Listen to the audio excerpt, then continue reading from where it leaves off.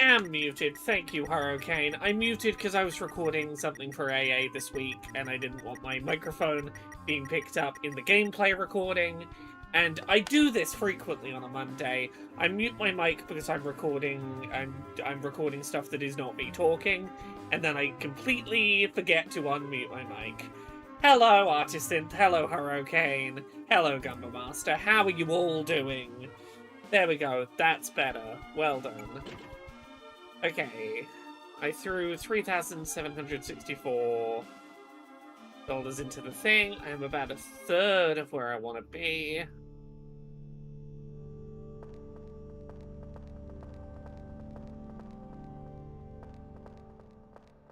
I don't remember what is in this hallway.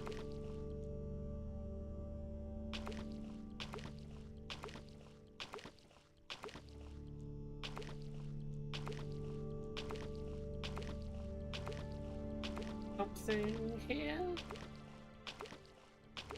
Is that a thing I should interact with? It's a wall made of bells.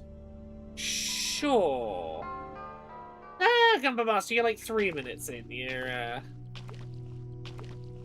I genuinely don't remember what is here, but I would really like to step on that button to get a better look at what this place is.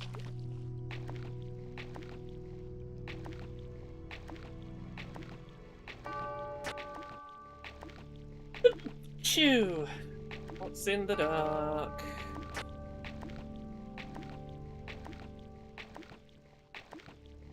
I'm walking so slowly in this water. Come on. Ah. Up. Okay, we can go up. What's with me in the dark? I'm with you in the dark is, I would suppose, is the thing.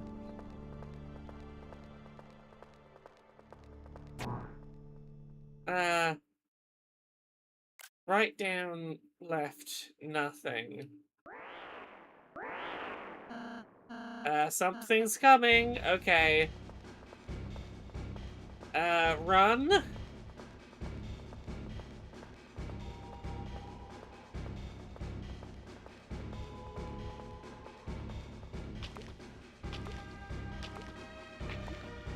I don't like how slow I'm moving.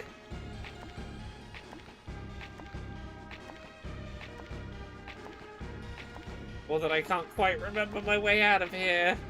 Hello, Tara. Hello, everyone.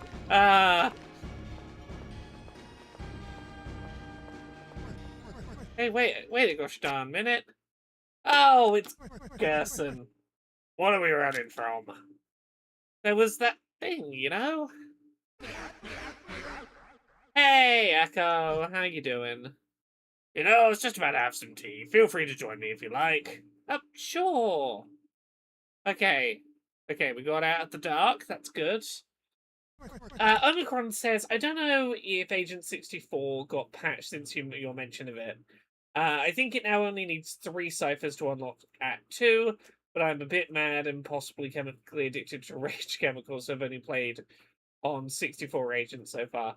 I played on whatever the easy mode was, and only needing 3 ciphers to unlock would basically mean you automatically unlock Act 2.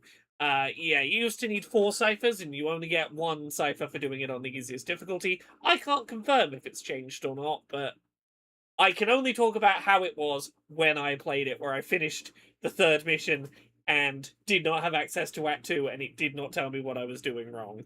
Also, thank you for the raid, NeoGets. Hello, welcome, raiders. We're playing Deltarune. Yeah, let's have tea. Why not? I'm having a bit of a day today. I'm having one of those days where my work schedule did not go the way I planned, and the autism... my nervous system has been in fight or flight. Like, I've been in I'm busy working mode, even, like, for several hours after work finished. It's been one of those days today. So, you 3 had a mighty journey so far, have you? I guess you could say that. Agent 64 is hard mode. Yeah, I guessed it probably was from context, but I wasn't certain. I am just not that good at first-person shooters. How about telling me all about your adventures? Rouse, would it be okay to tell him that? I don't see why not. Sure, alright then, listen up. Ah, there we go. Susie animatedly explained all of your adventures so far.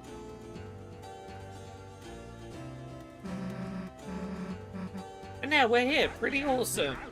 Yeah, it is. Hey, Natling, my nervous system ain't doing great today, but objectively, nothing's gone wrong today, but my body is in fight or flight, as it sometimes be. You know how it is. I feel like I'm being attacked despite there being nothing attacking me, as is the natural resting state of the autistic person. I especially like the part where you acted out the battles, using the silverware and sugar cubes. Hey, how else is he gonna know how cool we were? Gerson's great. Sorry, old man is great. Sorry, I shouldn't be saying Gerson. Old man is great. Thanks for the tea, old man. I definitely don't know who this old man is, wink. Okay, we're gonna get back to our hero stuff. Yeah, we'll come back to your study later. Ain't no better story than one told with sparkling eyes. She ain't got no fear, that one. Doubt, irony, that's what poisons your story. Aww. Echo, nervous system in fight or flight buddies, hell yeah. Okay. Right. Finish our little tea party, and off old man's gonna... Oh, no, he's gonna make us more tea. Aww. Drink up, it's still hot now. Thank you. Close your eyes. Ah, sip it with your eyes shut. Really, really take it in. Sounds like someone put another sugar cube in your tea. I'll drink it. It's very sweet. You drank it slowly, feeling a warmth spread across your body, until only a thin, sickly syrup was left cold at the bottom. That's the nice thing about tea. You can always count on it. Right, young man? Ah. Yes, that's right. Chris, whenever you want, I can make you tea as well, with lots of sugar. No, even if you don't especially ask for it. And... Oh... When did the old man leave? As ever, the old man just vanishes into the ether. Okay. So, if I can get more money, I need to remember to come back here. Right. So I've done that now. We got the climbing gloves, which brought us back to here. So we did. I'm trying to get myself back up to where we were. Last episode we fought Jackenstein. Absolute cutie that they were.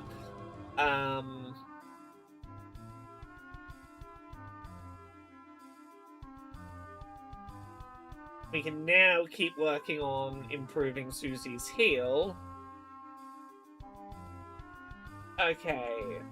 Oh, now we can try and go for the secret boss. Okay, we can go for the secret boss now. So, we can now have a read of the plan. Oh, there's Jackenstein! Friends, thank to your bravery, I faced my horrors and escaped Dark Zone. Now I clear house for old man. Kind old man. Gives me a drink called tea. I never forget friends, how can I help? You're cute. Wah, I don't know that. Oh, you blush now. You call him cute and he blushes, oh.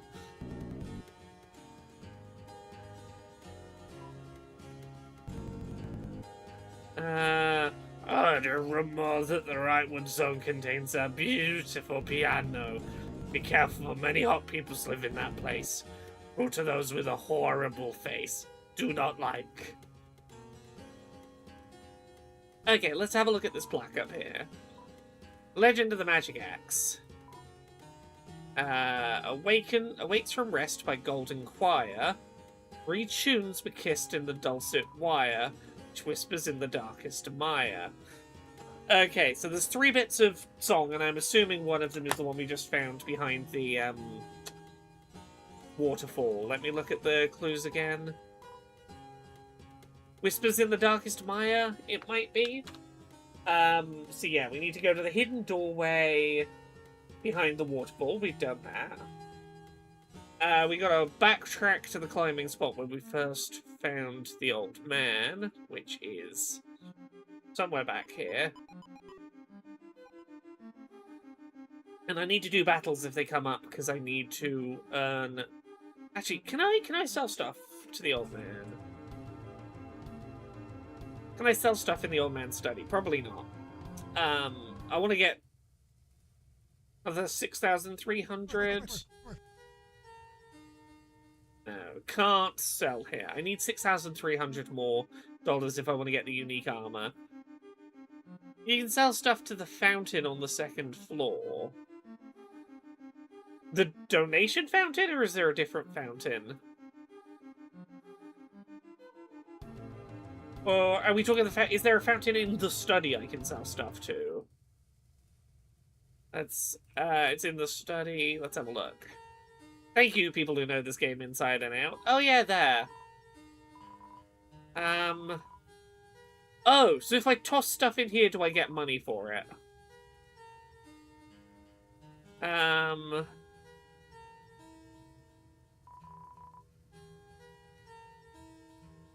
Oh, I see. Okay.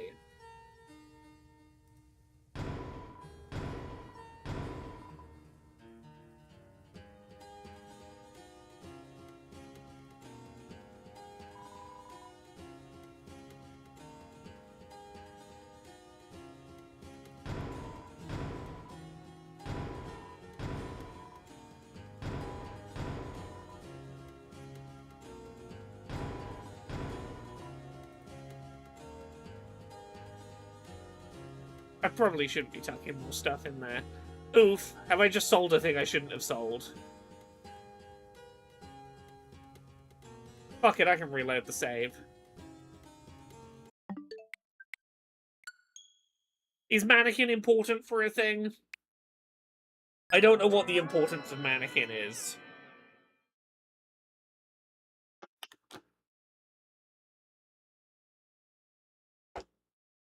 What, in this chapter or at some later point? How important is mannequin? Just so I know whether it was worth my time for just reloading or not. Fuck it, I shouldn't be selling stuff. I can just... I don't need the money right now. When did I save? Fuck.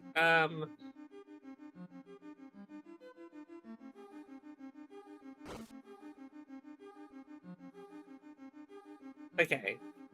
I've done this. Right? I haven't lost this progress. Yeah, okay.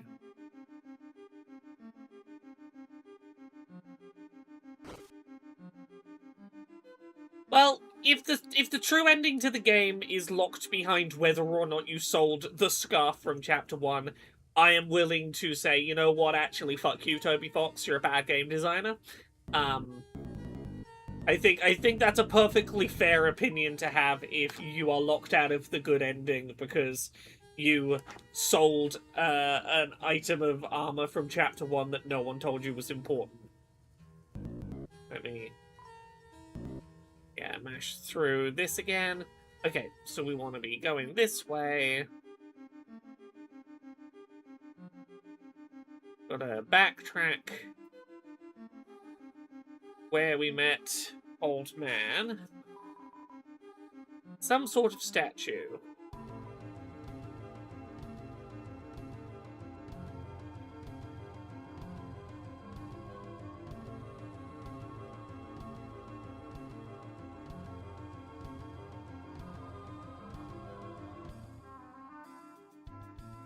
Is it this way? Or is it the... it might be further to the right. I gotta try and remember where this big climbing spot is. I think we met him this way and then did the slow walk to the left afterwards. Actually, I should fight this. I don't know if I finished recruiting this yet, but I know I need money.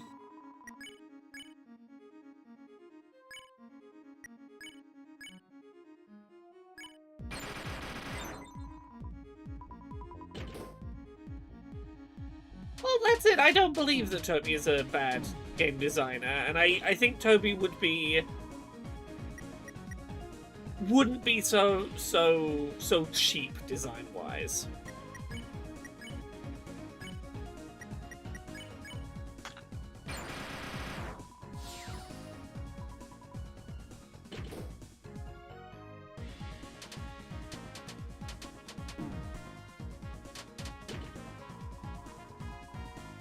Okay.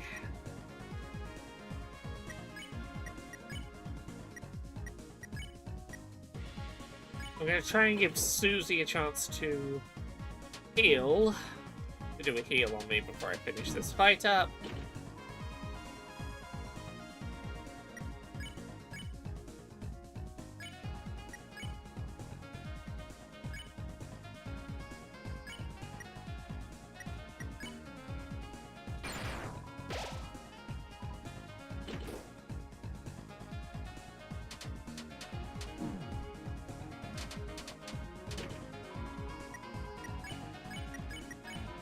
There we go.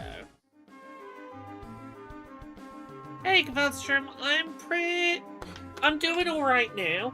I had a nice bath earlier and that helped. Prior to that, I was having a bit of an autism, my nervous system thinks I'm in fight or flight despite the fact nothing's going wrong kind of day. For a good couple of hours after work finished, but I had a nice hot bath, like, so hot it's kind of painful to get into, like, a real... I need to sit down for a minute afterwards, kind of bath, and that reset me kind of decently.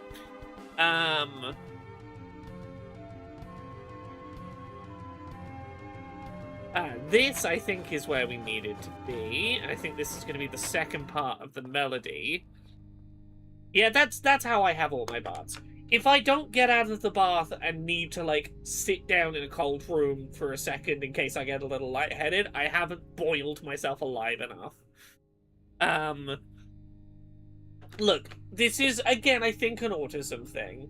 I am sensory oversensitive, except when it comes to temperature, where I don't feel temperature properly, and I have to go to extremes to experience temperature. Which means, if I want to cool down, I have to be ice cold, and if I want to warm up, I gotta absolutely boil myself. I'm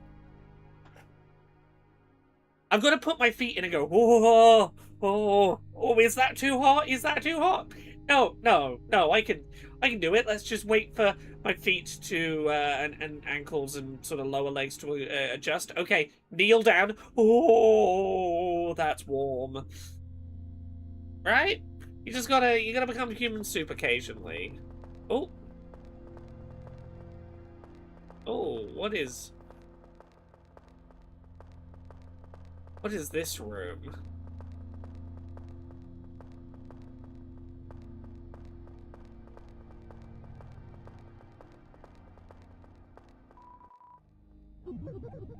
Okay.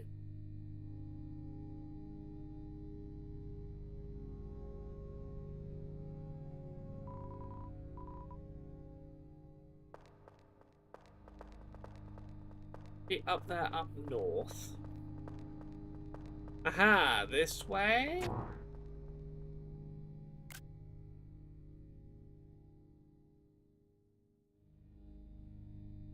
Okay, and the statues have all moved out the way in order to assist my escape, I see.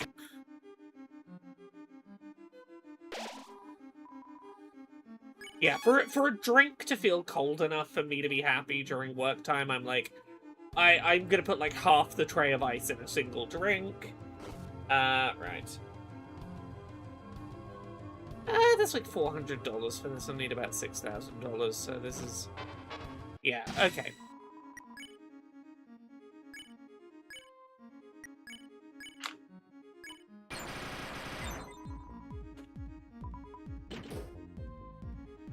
Oh yeah, no, I've been a, I used to live near the seaside, and as a result, I was like a bodyboarder in the dead of winter kind of person. Because the beach is empty, like, that's when it's, like, properly good to go bodyboarding, when no one's, you know, there's not people fighting over the waves. The waves are always better when the weather's terrible. I was very much a in the ocean in the middle of winter kind of person. One of my favorite memories from being back down there was when me and the roller derby team went skinny dipping at like 2 a.m. I'm not afraid of a cold ocean.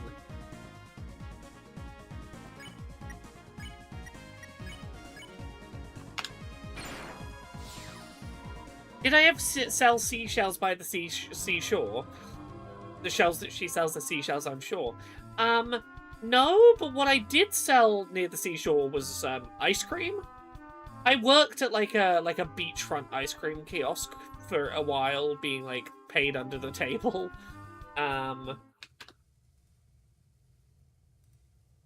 Climbing spot where you encountered the darkness after the first save point. Oh, that's way further back I've gotta go. Yeah, I was getting paid like cash in hand under the table, where like my pay slip was just like a hand scribbled note kept in the safe. Like right down on the seafront, prime real estate. Absolutely during the summer it was like the busiest place on the planet, but like it was chill.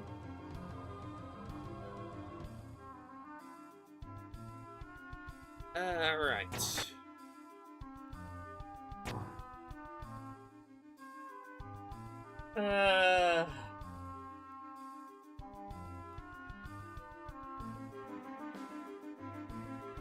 Okay. To the first save point. Okay, I gotta go all the way back to the first save point. Here?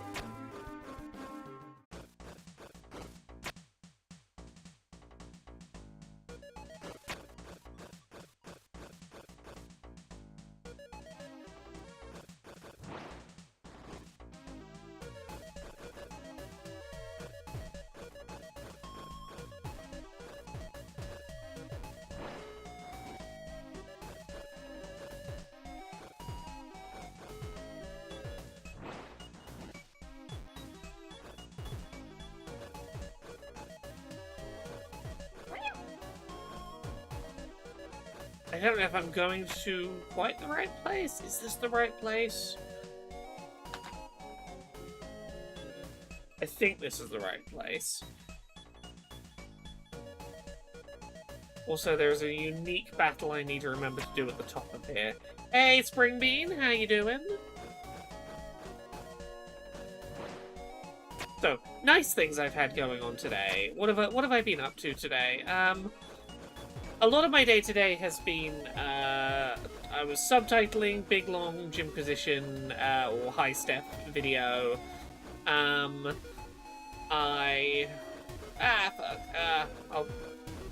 I'll say words when I get through this nonsense.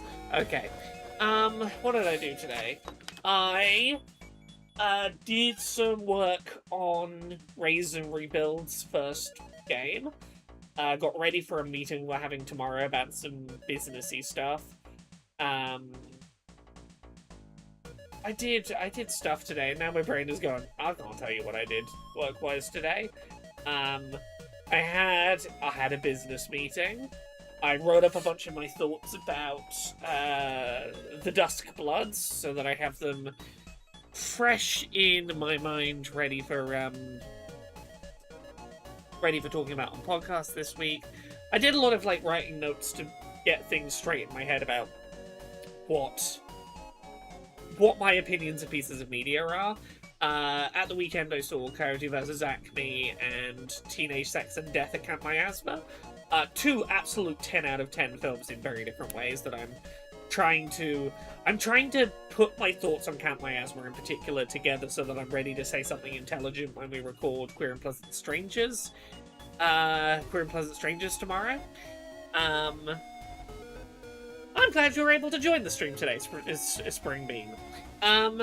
Yeah, Camp Miasma, I took a good chunk of time today just trying to write down things I think about Camp Miasma that aren't just surface level. Because I want to have an interesting, valuable conversation about that film on this week's Queer and Pleasant Strangers. And I know I don't just want to say really surface level stuff. I have a lot of thoughts about that film that I've been trying to churn and put into place together. It's a regular container of water. There's no reason to expect interacting with it to do anything. Ah! Oh. Hello. A battle. I merely wanted to investigate the water container, and suddenly you've drawn me into a battle. You are brash, young soldier.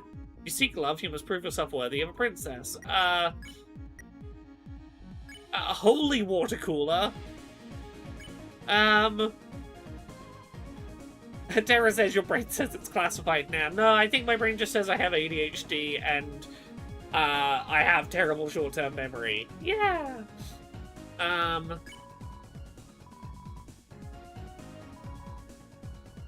Have you not once been decanted in my direction? Your ignorance bescorns me. Speak well of my nature and you shall be spared.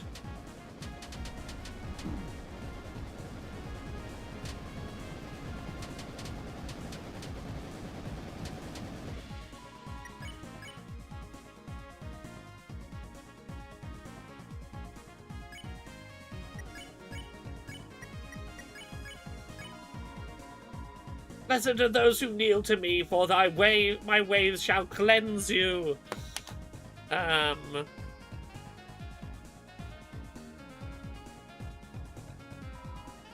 Close your eyes, for as long as you adore my purity, no harm shall come to you.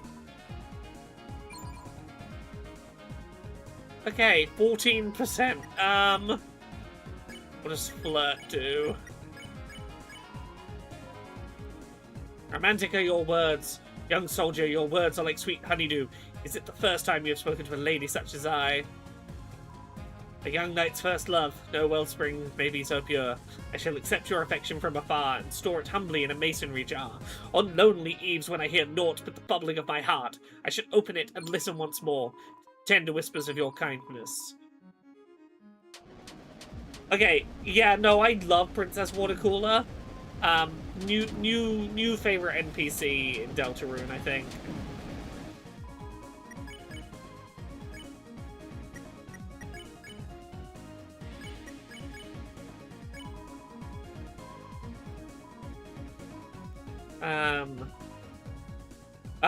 Your words are already aged in a stored in a mason jar, where aged with time they will one day be opened in a far season to blossom with the whisper of old grapes.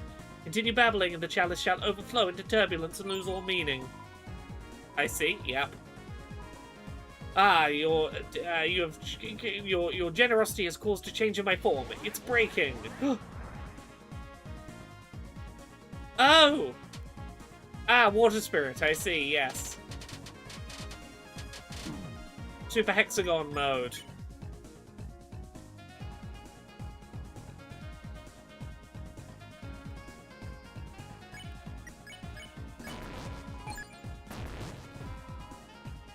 I stole an item. Ooh.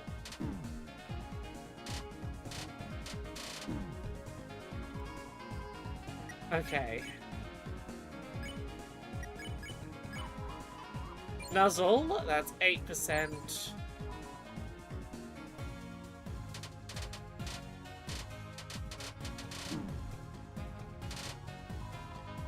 Okay.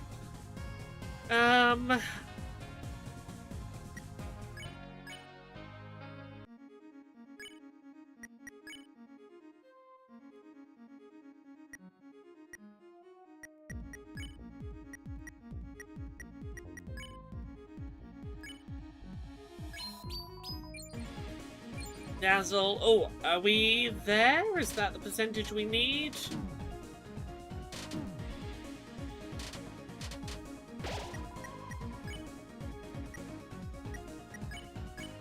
Spare. Will you have time to do a heal? No. Okay, that's a unique enemy we needed. And now there's a nice slide down. Okay.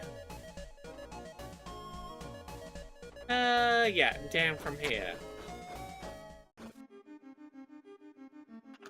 NK Man, yes, I've seen the interview you're talking about. NK Man says, apparently Game Freak said in an interview that the battle system of mainline Pokemon games may change in the future, and that Pokemon Champions was made in some ways to preserve that classic style if those changes happen. I'm not surprised. I think it's been pretty clear for a while that Game Freak has been interested in deviating from the standard battle system in the Pokemon RPGs. I think Legends Arceus experimenting with agile and strong style, and Legends ZA experimenting with real-time battles, I think both of those are clearly them testing the waters in a side game to see what they like and what they don't, and to see what audience reception is like. So, a big thing that Game Freak talked about is the reason that they haven't brought every single Pokemon back to, like, the full national dex into, like, the main series, like, numbered generation mainline RPGs, is because it is an absolute fucking nightmare to balance the needs of the competitive community with the needs of the casual audience, and that they feel like they have to balance those two needs. Now, I think a big part of this is moving the competitive scene and the traditional battle style over to Champions means Champions can have rotating formats. The competitive community is used to having rotating ban lists, as it were, for competitive. That's just how competitive is. Meaning, you can put more Pokemon into a new mainline entry without worrying too much about competitive balance, but also you can get a bit weird mechanically. I fully expect that some form of real-time battle system will be an option in Winds and Waves. I don't know if it's going to go away in the mainline series immediately, but my instinct is that Winds and Waves will allow players to play either turn-based battles or real-time battles, whichever they prefer. It will offer both battle styles to players, and that will be a test bed for what percentage of people chose which. Are we ready to swap? That's, I think, where we're probably at. I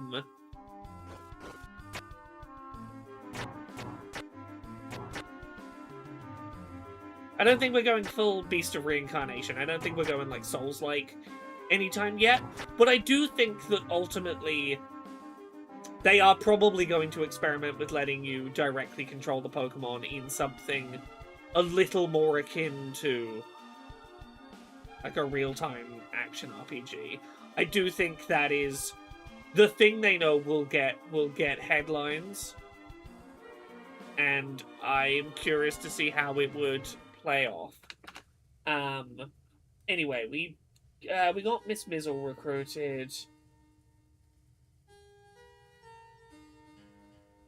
Okay, we need to go just north.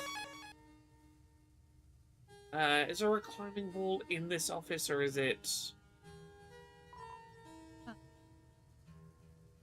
No, we can't go in there.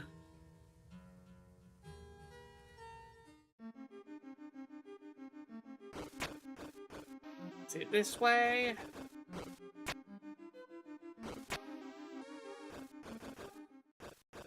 Aha!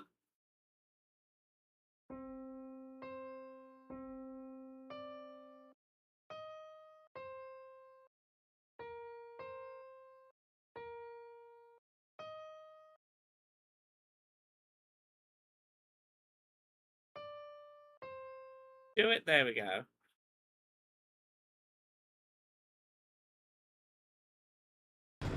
Aha! There we go, there we go. I wish I knew how to play Megalovania on it. Okay, we can head through the fireplace.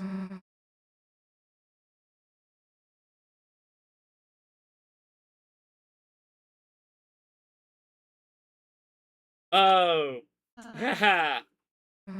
I remember what we're about to do. This is an interesting super boss.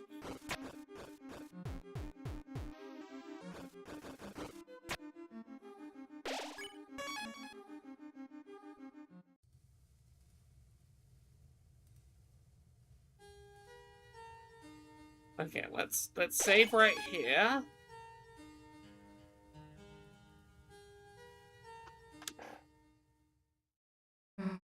Damn, So this is the magic axe, huh? You got... Oh.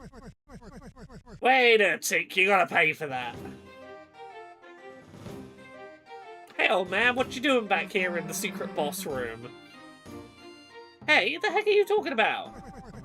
This is still the inside of my study, ain't it? Nothing else was free, so why'd you think we'd start here? Ah, good one. I'm taking the axe now. Don't think I'm serious. Check the price tag. Price, says it costs, 999999999. Ah, I didn't realize it was still on discount. But I know you weren't real hard to get here, so what about a trade? If you, and you alone, can best my challenge, I give it to you, for free. You'd say that. What do you want? How about, a haircut? A haircut? Alright, sure. Which hair you want me to cut? Oh, any of them. They're all too long, see? Just get one and I'll give it to you. Alright, I'll start with your beard. Might be Gerson Springbean, it might be.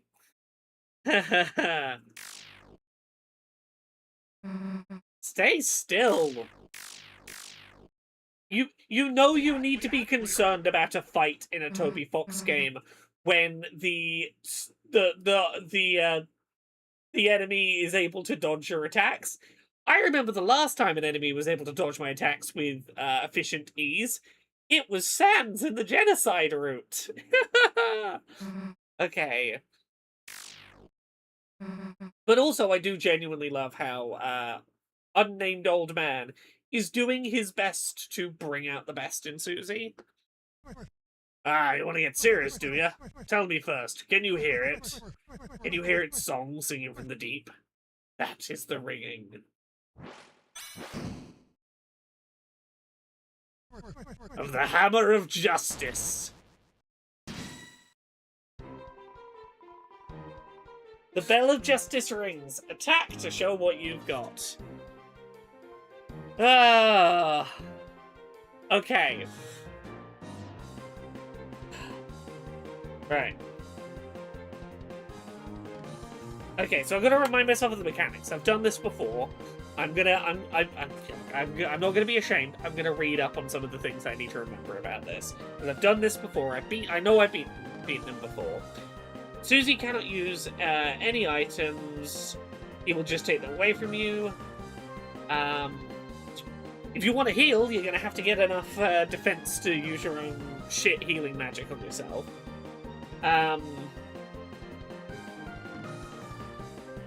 The fight progresses as you impress the old man. You'll see stars above his head. Using Rude Buster or OK Heal will do it. Boost Susie's OK Heal by leveling it up in other battles before starting the fight. Yeah, that's fine. Yeah, so it's use my magic bar. Fight grants more TP than defend, especially if it's critical. Okay. If you don't use Rude Buster or OK Heal, you'll see several very strong attacks that he wouldn't otherwise use. The attack stat doesn't really matter for this fight. Defense and magic are more important if we're going to set out the stuff. There's some unique dialogue if you can beat him on your first try. If you beat him in a rematch, you'll get some unique dialogue for that too. Okay.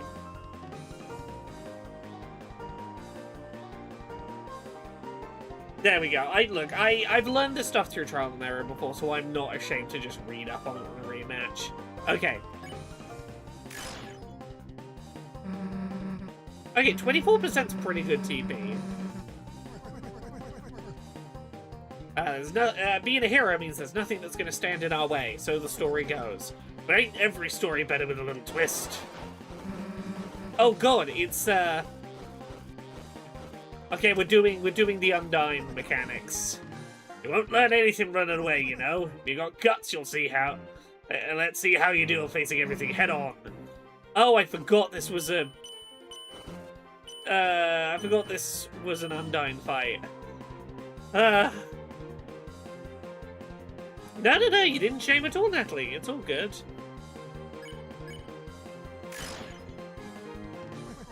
As long as you're green, you can't run away unless you face danger head-on. These bullets will do you in.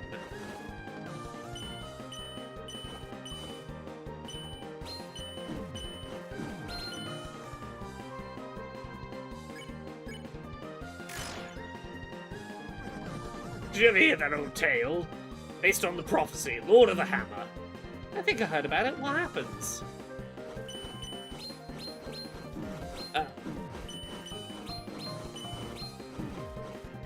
Okay, I might need to swap to using the D-pad rather than the analog stick for this one.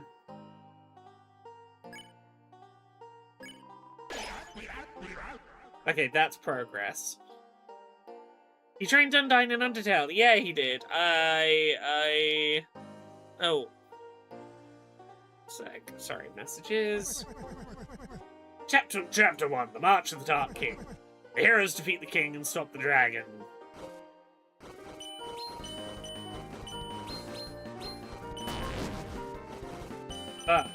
There's diagonals. As soon as I decide not to use the analog stick, fucking diagonals happen. Yeah, the escalation in complexity, challenge, mechanics across Deltarune's chapters is quite ridiculous. Chapter 2. The heroes do battle in chariots to save the queen.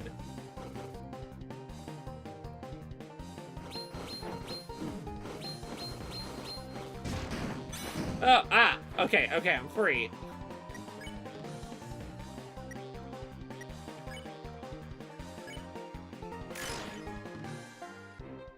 Chapter 3, the Isles of the Northern Light. The heroes travel among the islands and catch a glimpse of a lost land.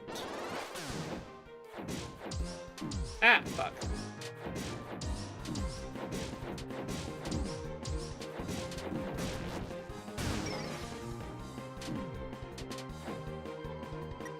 Okay.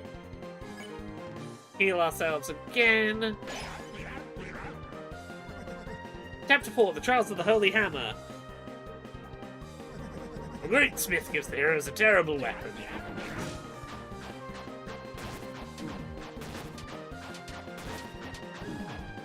So now.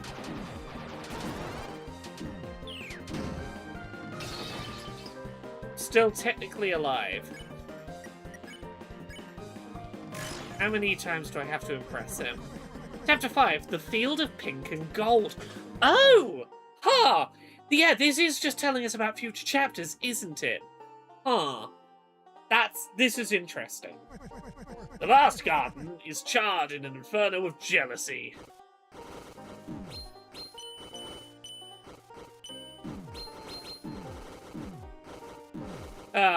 You know what I want to do? I want to use a controller that has like an 8-directional gate on it. Somewhere I have a GameCube controller for Switch that I would probably get on better using. Damn, I couldn't keep up. Oh, you gave me your best shot. Here. I saw the fire in your eyes. That's proof enough for me. Take it, and this crystal too. Nah, keep it. You don't want it?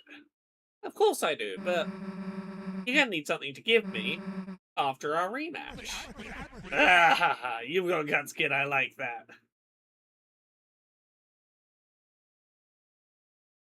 Okay. What do I have you equipped with?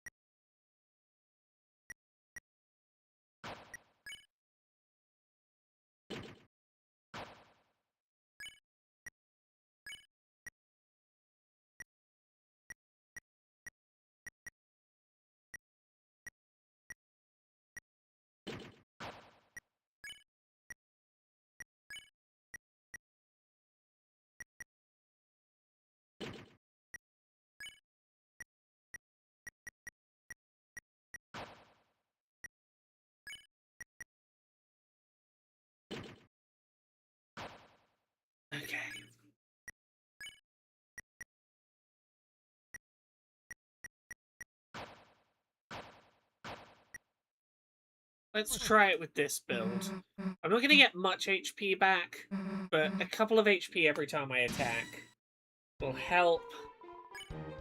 How many times do I have to... Okay. Oh.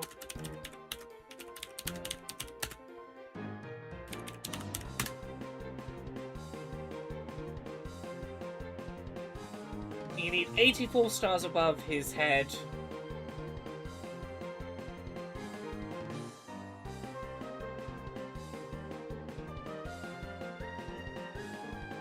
Uh, 84 stars, you get 8 stars for using Root Buster. Healing gives you 9 stars. Okay, I can just focus on healing, I suppose. Okay, yeah, that's 4 stars, I see. Yeah, okay. Okay. Let's take advantage of the fact I can use the D-pad. For now.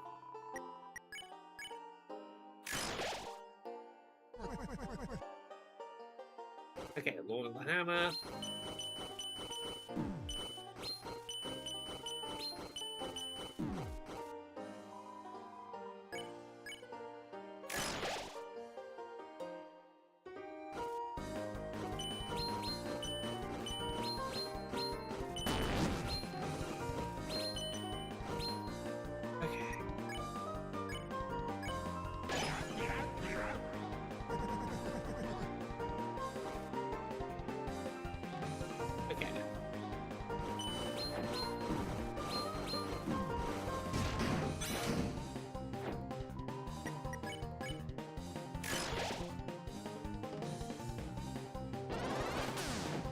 There's the green shell that was being talked about before.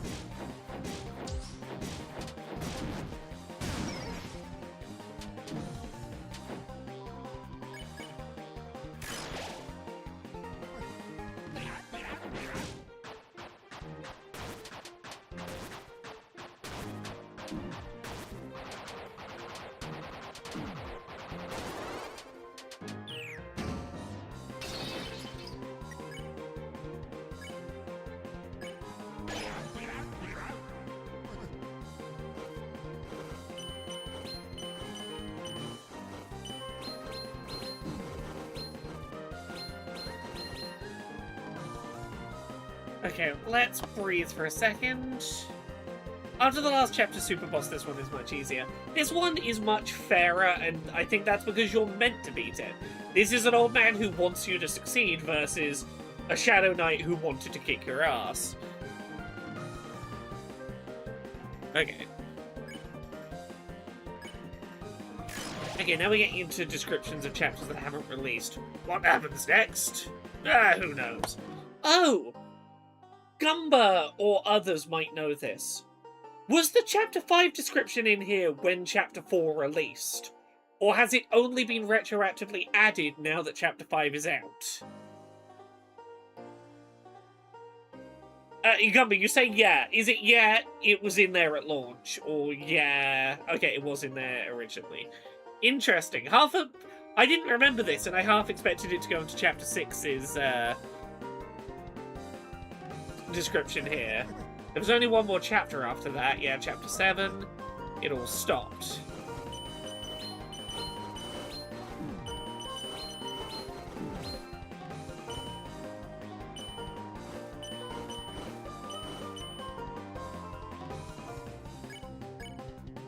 Okay, we've gotten further this time. Our next book, it never did get written. Interesting. The story... It became so grand, so overwhelming. Some say it swallowed up the author himself. Yeah, it feels like this is some meta-commentary about Toby Fox. That's interesting.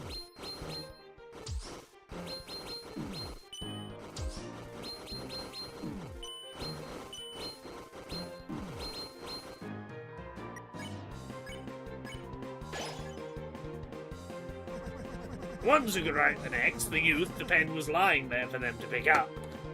Yeah, this really feels like it's talking about, like, Toby Fox's thoughts about how Deltarune is going to end, which presumably is there's going to be a degree of ambiguity and a degree of space for people to pick up and write fan fiction, I'm guessing is what this is hinting at. The ocean does swallow things up as well, which is interesting, for reasons we won't talk about yet. But yes, the idea of at some point this story is going to be in the fans' hands rather than my own. Make the next page, yeah. Well, see, here's the thing, like, Toby Fox could start doing, like, mother fan games and shit like that, and I do wonder whether the intention he's kind of building towards here, based on what's talked about here, is the idea of, and then you will start making fucking chapter 8s. You will make some fan game chapter 8s. You make where the story goes. He said Mother 4 is what the fans are doing with their lives. Yeah, kinda. At some point the story is in the fans' hands is also a very Homestuck thing. Yeah. Yeah, Underswap, Underfell, Undermob, all of the AUs that were created for Undertale. Never did.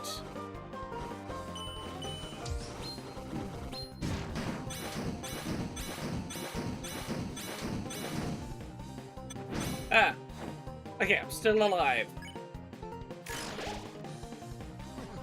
Do you, my dear? I see a story lit up in your eyes. Burning bright, burning black, burning up everything.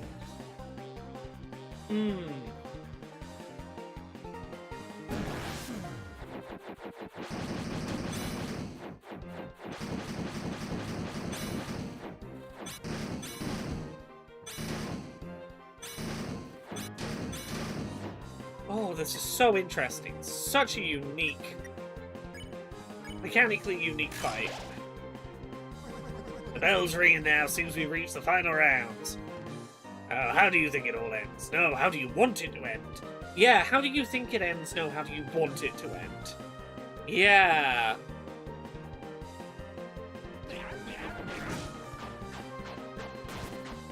Can I survive this? I feel like I'm really near the end here. If I can get through this, I can heal myself. An ending, huh? If I could choose, I guess, I wouldn't have an ending. It's just better if stuff goes on forever, right? Except it's not. Endings and closure are great. And again, I do wonder how much of this is meta-commentary about the state of Deltarune and just keep releasing more chapters forever. Like, don't end it after only 7. 2 more chapters, that's barely enough time to do everything. Just give us, like, make it longer, etc.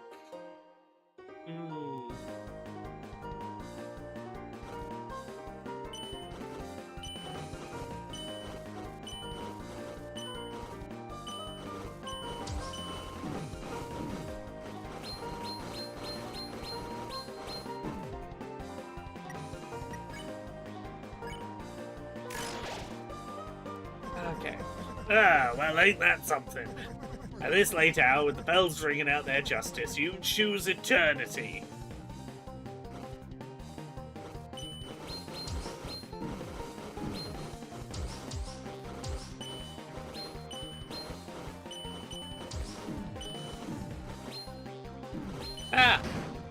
Okay. Okay. I can hold out one more turn and get a heal. But I don't know if I'm going to survive one more turn. I could use Rude Buster now and get nearly as many points, and I think probably... Let's not take the risk. Let's...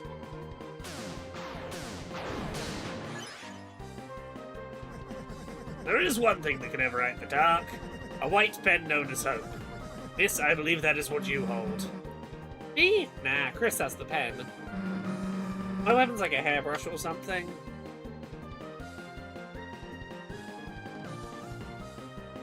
Chris has the pen is really interesting. Because it really suggests Chris gets to write what kind of story we experience. Which makes sense given that Chris is controllable by us and that we ultimately make the choices in the game. Shut up and give me that axe.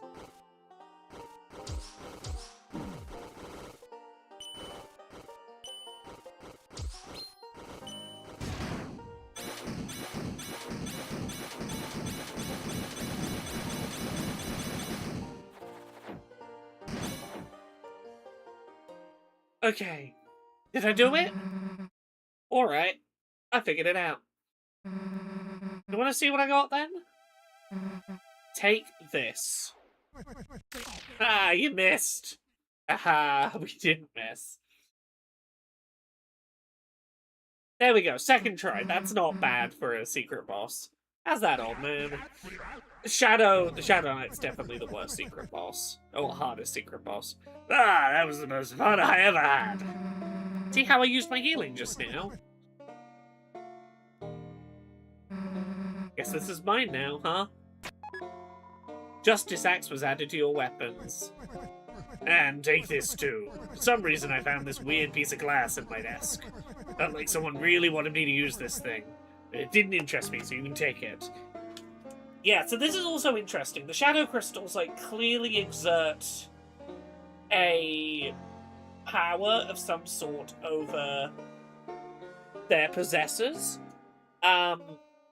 With all of the previous secret bosses, it's kind of implied that, like, the Shadow Crystal almost became a part of them. Or, like, either was, like, deep in their soul, or, in the case of the Roaring Knight, became a part of their sword, which still leads me to the idea of sword root. But Old Man isn't tempted by it. And I do wonder whether it's because the rest of the secret bosses so far have been Darkness. Other than, debatably, we don't know, but maybe not the Roaring Knight, wasn't tempted to absorb it and instead built it into the sword.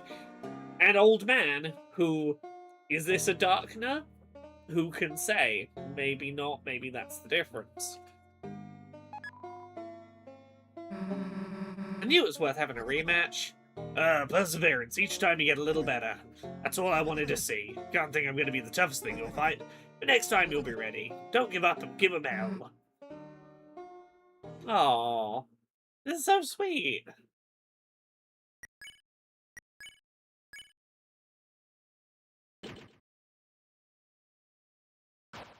We get 30% more money now. I'll be seeing you around. Yeah, I guess we will. Why'd you help me so much? You didn't have to. You remind me a bit of someone I used to know. Who? Just a character from that old story. Lord of the Hammer. Hell if I'm reading that. Oh, wait a sec. Isn't that what Dragon Blazers was based on? Yep. So they changed parts of the story. Of course, the biggest fans got mad, but isn't that interesting? The book was already just an interpretation of something else. It's an interpretation of another existing story with a few things changed and remixed, is it? Stories can be retold, they can be changed, that's what I believe. The words on a wall called you a hero. Whatever you end up being, I'm sure it'll be tremendous. Anyway, which Dragon Blazer's character am I? Alright.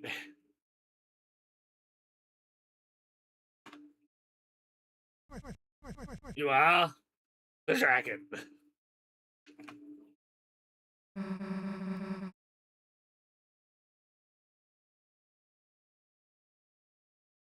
My title becomes Acts of Justice. Okay.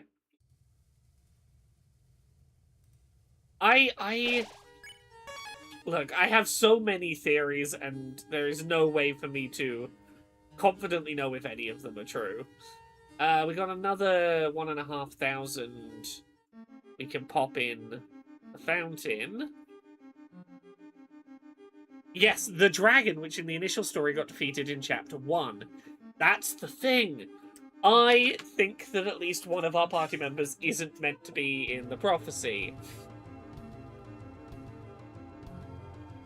You saw how Susie was in Chapter 1. Definitely not hero material.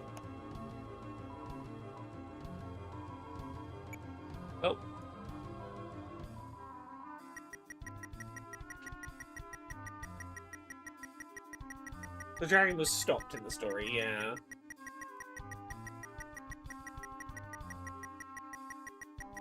And Susie got stopped by becoming a hero. I suppose that's the way you could interpret it, yeah. Interesting.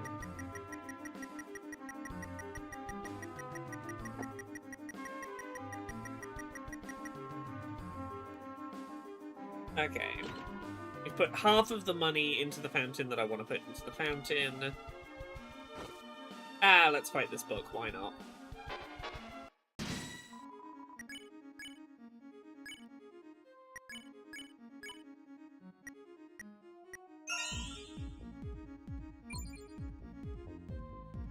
You're tired. How much better is Susie's heal now? Let's find out.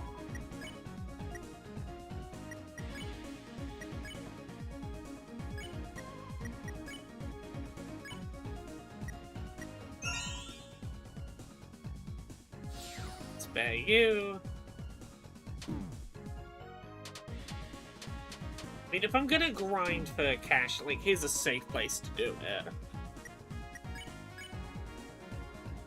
Actually, yeah, let's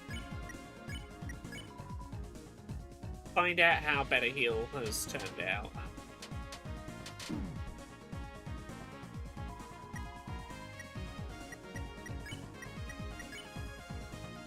Now only 75 TP, so it's cheaper now.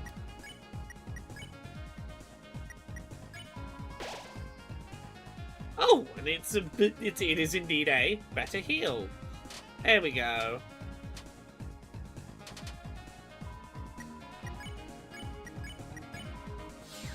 How much do we win for that? 400. I mean, 5,000. 10, 11, like 12? East Demon? That's the Star Wars that's a bit of an XCOM one, right? It looks pretty cool. I enjoy an XCOM from time to time. We're gonna have a consultation with the laser hair removal person, says Tara, super excited and nervous. Hell yeah, exciting. Fingers crossed for you, hope it goes all good.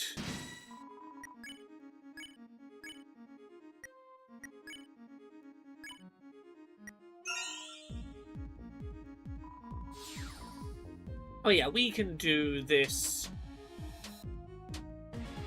a dozen times pretty quick. Easy proof. Spare. Yeah, there we go. I wonder what Toby Fox will do after Deltarune, says Gumbo Master.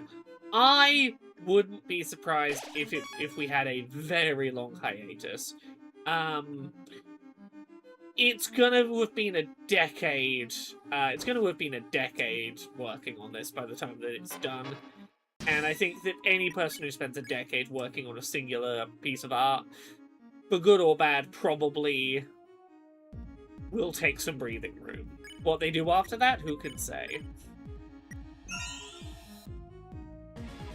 Like, how can you follow up this?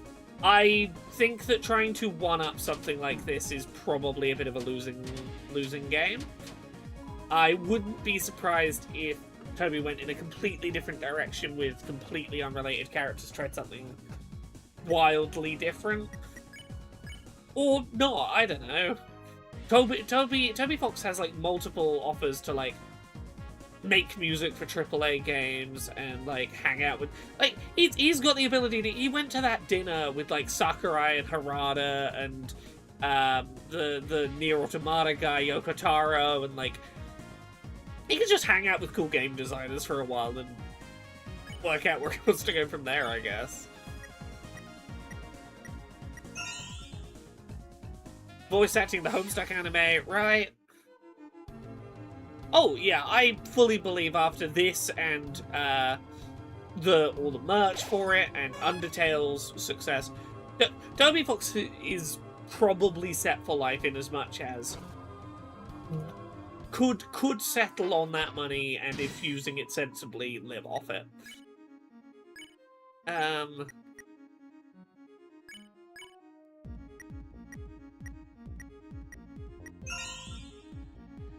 Undertale 2 in collaboration with Hideo Kojima.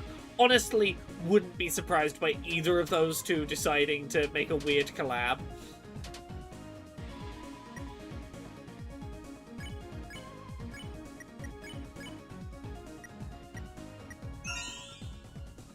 Homestuck Discord server gave a small update a few weeks ago. The animation's absolutely still in the works. The merch sale went really well. Cool.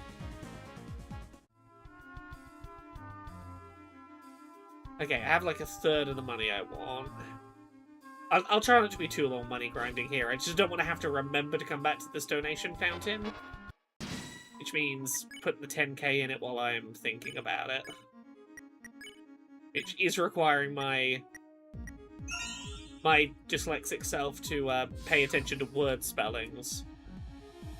Which I frankly think is rude of Mr. Fox to require me to spell things.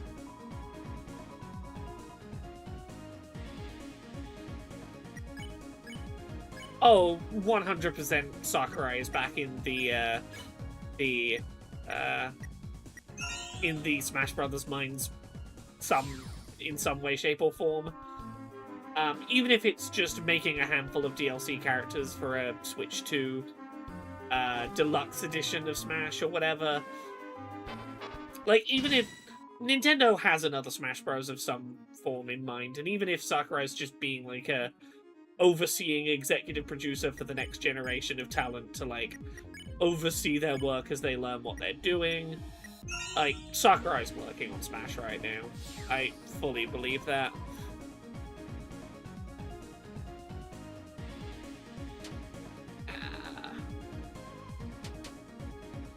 Yes, Echo says, I feel like both Kojima and Toby Fox enjoy deconstructing the concept of a game in a way that means they'd enjoy making something weird together, right? Oh, computer, stop it. Who would be a good Deltarune pick for more Smash DLC? Tough to know until the game ends, obviously. I would, if we were going to get a Deltarune rap as like an actual character, right now my instinct is to say Susie would be a really cool pick to see. I think anything around Noelle would be too spoilery. I think you could do something interesting with Noelle, but not in a way that like wouldn't be pretty fundamentally spoilery about the nature of what's going on there. I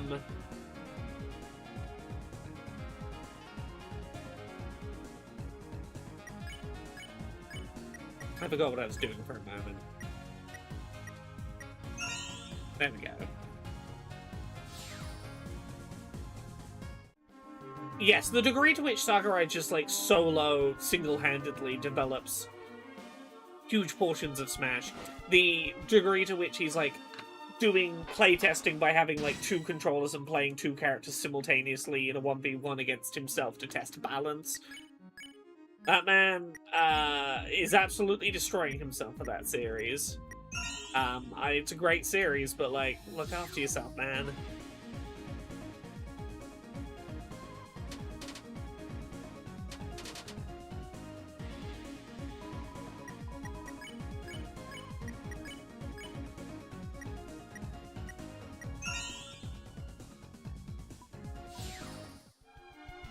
$400. Halfway there. Then we can progress.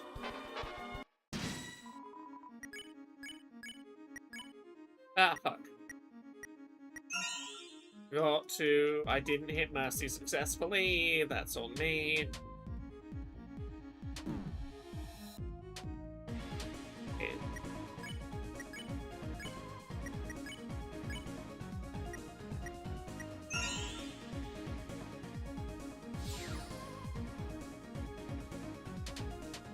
Yeah, 1 extra turn to clear this fight as a result.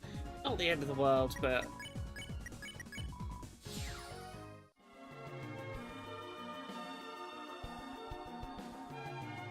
Oh yeah, no, Smash has been...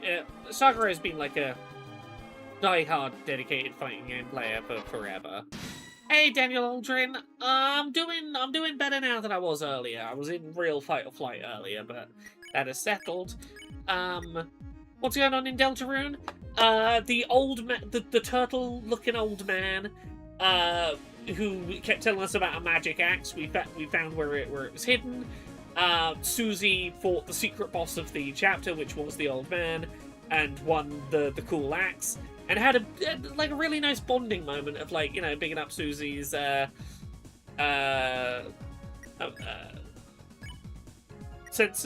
of confidence. He was very sweet. And now I'm money grinding so I can have 10k to drop into a donation fountain to get some cool armor at the end of the chapter.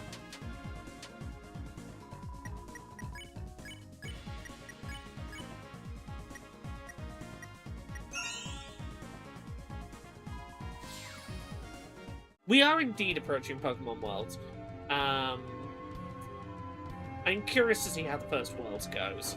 I just this weekend was watching WolfClick's video about the first in-person Champions tournament, in which he came second, I believe. It's a good video. It's well worth a watch.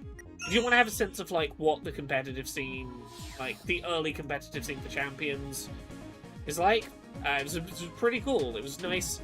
It was nice watching the WolfClick Wolfie special, which is, I'm gonna pick a Pokemon that has like 0 competitive results, and I'm determined to show that it can be competitively viable. In this case, it was Mega Steelix, which has never had a competitive result in back in the day when Megas were first introduced, or since they've been reintroduced.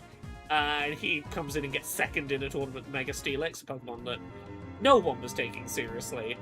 Pretty cool. Yeah, I am excited to see how Worlds turns out. What country's Worlds being held in this year?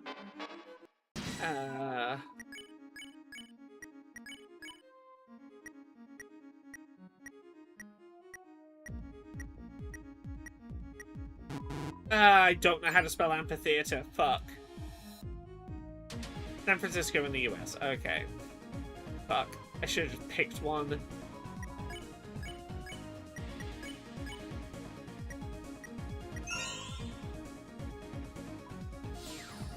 I'm dyslexic, Toby Fox. Stop being mean to me. Give me easier words.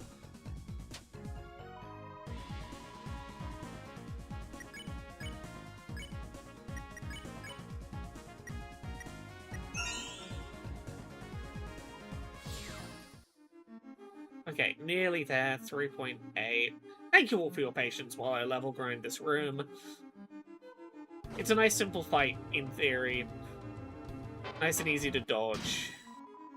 As long as I don't get asked to spell amphitheater, it's a pretty easy fight. Fuck. Nope.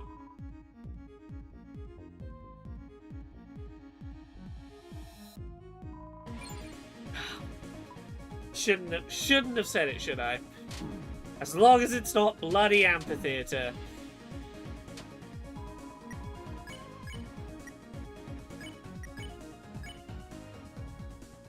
Improve.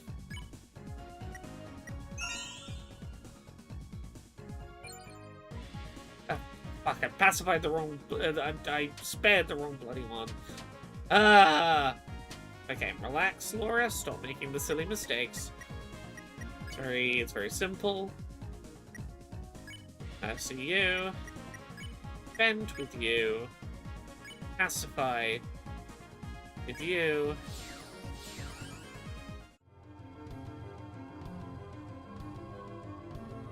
Yes, Kveldstrom, I think that's part of the problem I'm having, is I think I'm clicking on the UK spelling of amphitheater and the game is doing the American spelling of amphitheater, or vice versa.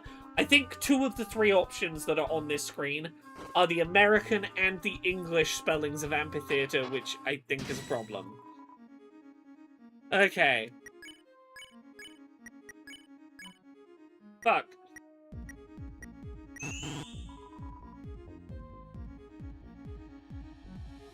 Every time I think I got it right. Every time I'm like, I think this is the one, right?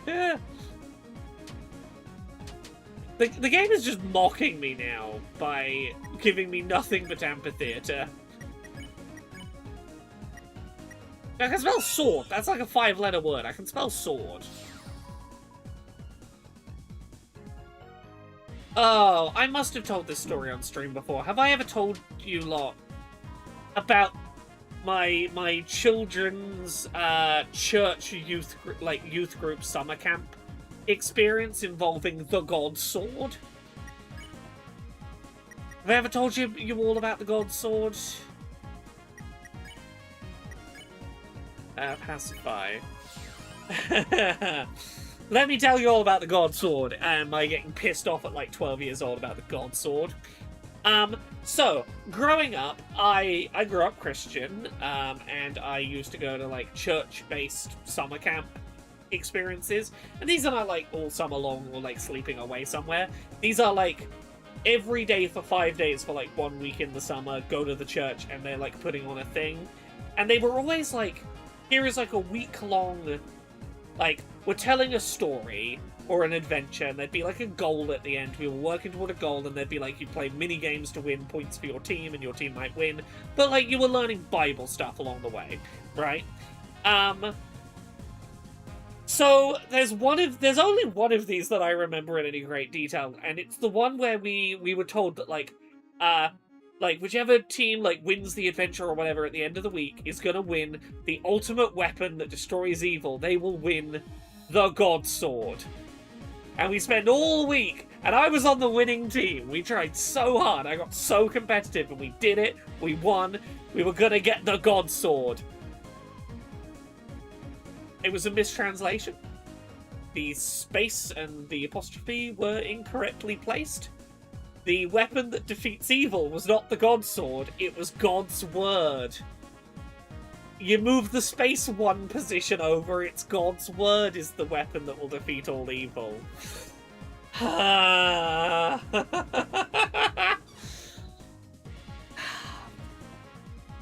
They spent a week promising 12-year-old me I would win a sword, and then had the cheek to tell me I'd won the power of God's Word.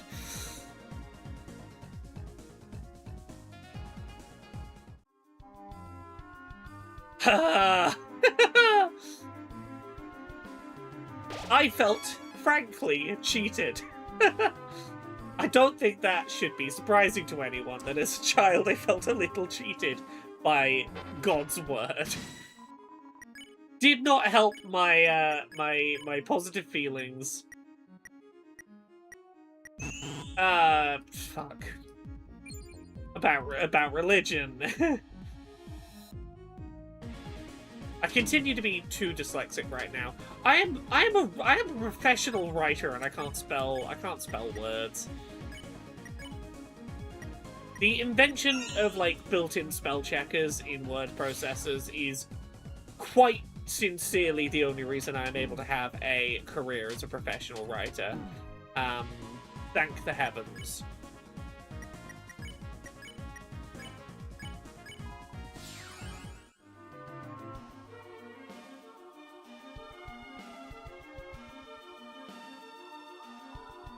Okay, do I have enough to throw in here? I think I do.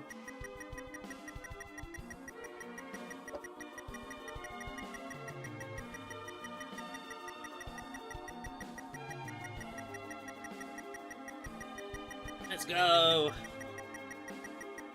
If I'm like $100 shy of this, I'm gonna find it so bloody funny. Okay.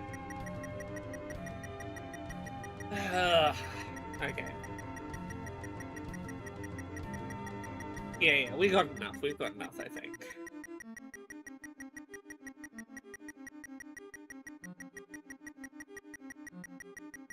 Well, we've beaten the secret boss for this chapter, at least. Marcus Common says, what are your thoughts... hey, Laura, what are your thoughts on the trans-femme Spider-Man trend? You mean Petra Parker? I think it's a very sweet bit of harmless fun, and the aspect of it that I enjoy the most is the J. Jonah Jameson being trans-positive with Petra Parker, but still finding ways, not necessarily to be transphobic to Spider-Woman, but to be exactly as anti-Spider-Woman as he was Spider-Man, on the basis of gender without being transphobic. Like, one of my favorite ones I've seen is, the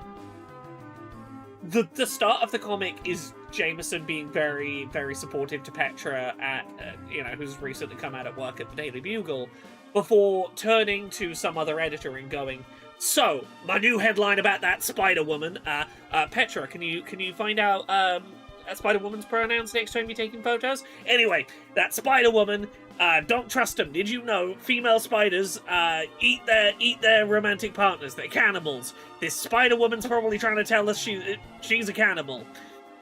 And I'm like, that's what I like. Is to be like, Jameson is not going to stop being any less anti-Spider-Person, but he will go, now that I know this Spider-Person is a woman, I am going to invent all new reasons to hate Spider-Woman, while not being transphobic to Spider-Woman or to Petra. Like, that's where I think, like, the sweet spot of it as a fun gimmick lies.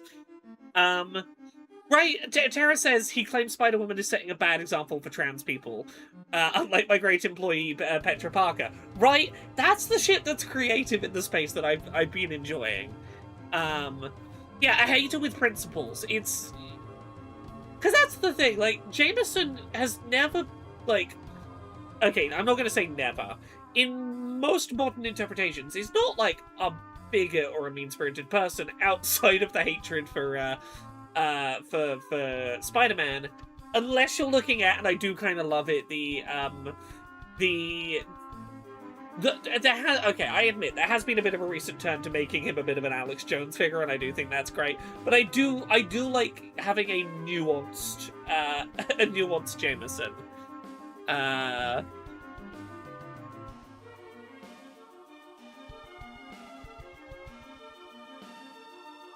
Echo says, "What do you think of this headline, Parker? Spider-Woman brings shame to honest transgender community with illegal vigilante work." Right? That's a great JJJ bit. Yeah, he was civil rights and pro-mutant in the old comics. Yeah, look, the reason I hedged my bets there is I am sure that unintentionally there are some things that some old writers wrote for Jameson to say that probably weren't of their time. I'm hedging my bets that I'm hedging my bets in case there's something I don't know about in that character's history, but in what I'm aware of, Jameson is kind of the poster child for that scene from the Chucky TV show. Yeah, I may be a monster. I may be a murderer, but I'm not a monster.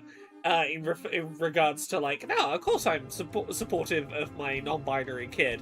I'm a murderer, not a monster.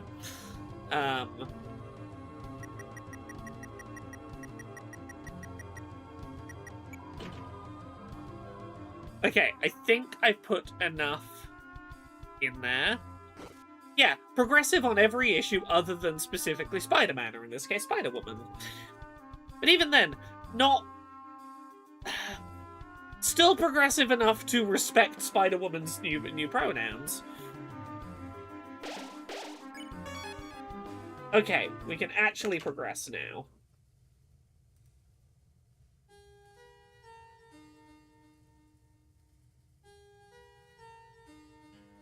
This way.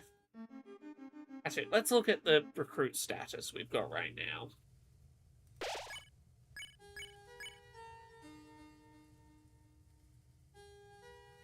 Okay, every encountered enemy so far has been recruited. That's good and promising. That means I'm making good progress.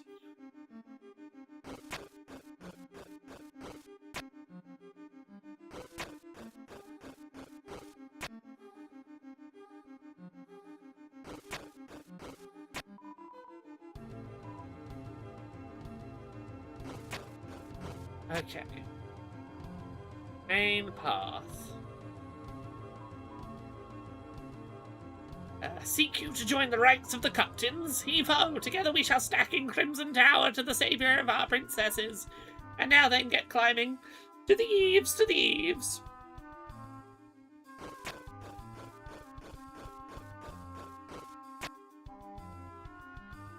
Okay.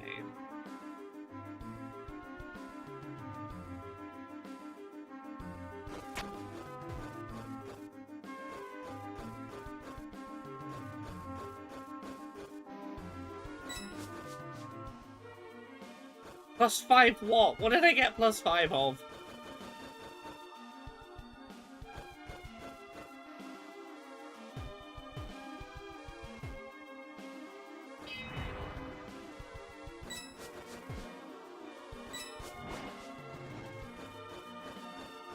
This is just the way back around.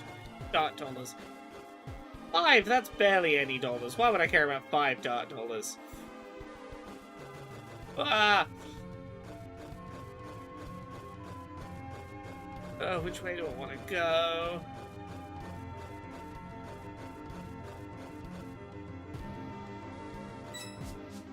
I do want them, though. I'm a hoarder of collectibles.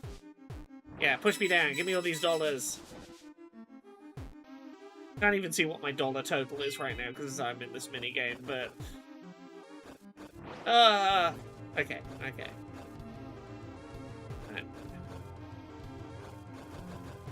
Yes, no, I have been enjoying Petra Parker a lot. There's been a lot of very enjoyable media going on recently. Yeah, I briefly talked about these earlier. Coyote vs. Acme finally came out. I did not expect a Looney Tunes-based project to make me cry in the cinema. Both me and Jane cried watching it. It is a fantastic, legal drama for adults that has enough goofy slapstick shit in it to be really fun for families. Genuinely emotional stakes. Yeah, no, there was some... I don't know if you've seen it. Some genuinely emotionally moving stakes in it. I was really damn emotionally invested in the story of the coyote from the Roadrunner cartoons trying to sue Acme. The Acme Corporation was really touching. Yeah, and I also saw Camp Miasma, the new story from Jane Schunenbrow, the writer and director of I Saw the TV Glow. That is a fantastic film about queer relationships and kink, and the role that watching horror films kind of too young can have in shaping you in unintentional ways that you kind of got to process later, and the ways that real life trauma, much like watching horror media at too young an age or etc., often are best dealt with by re-exploring them in safe terms. Daniel Aldrin says, didn't know the Coyote vs. Acme film was out. I thought it was just some Warner Brothers tax write-off. It was, until finally some company were like, Warner Brothers will buy it from you. We'll buy it from you. To like, it's no difference to you. You'll still have the exact same financial situation, but the film will get to come out, and we might make some money on it. And Warner Brothers was like, fine. So it got released Friday last week in the UK, and it is a goddamn tragedy that film almost didn't get released. The fact that film almost got thrown in the bin as a tax write-off, when it is a genuine work of art, like, fucking... It would have been a tragedy, that being left on the cutting room floor.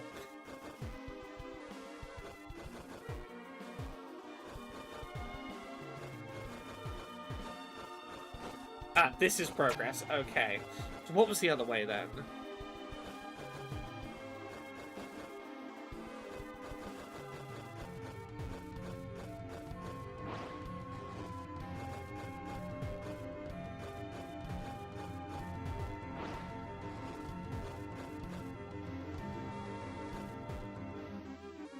What was up here?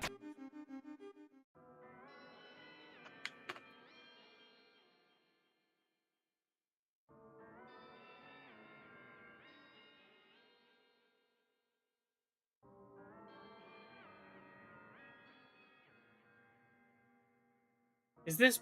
This feels like progress. Chat, does anyone know, is this progress or is the path to the right progress?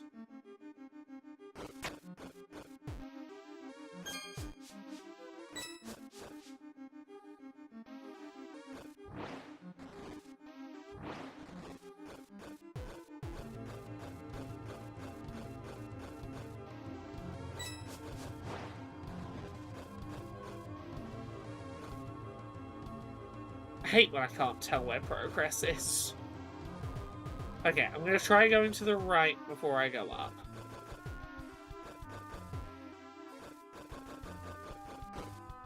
Just see.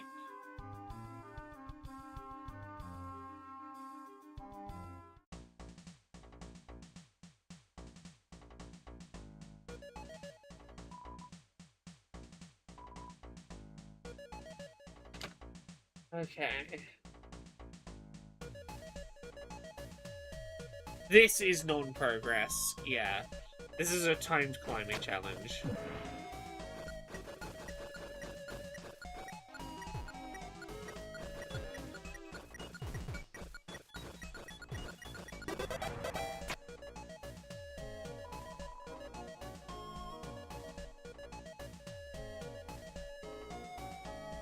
Okay.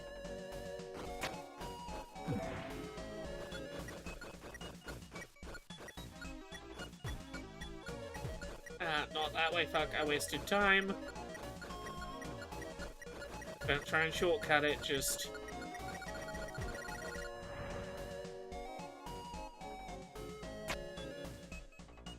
Oh, I gotta go all the way back down. Ah. Or not. Okay.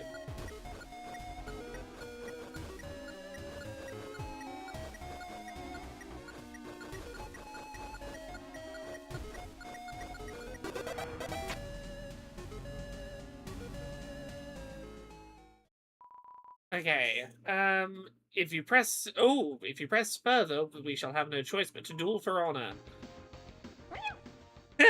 Okay.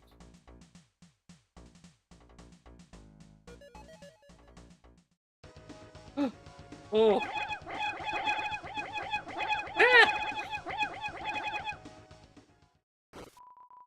What are you guys doing? You woke me up. Ah, well, I told you not to wake me up. What is this, the 5th time? Ah, I can't stand this place. Hooray, we got some armor. There we go.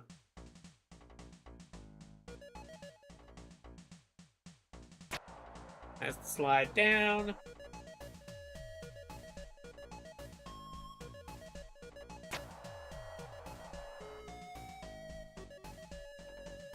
I think we might be approaching a good, convenient place. I think I know where we're going to wrap up for this episode, probably.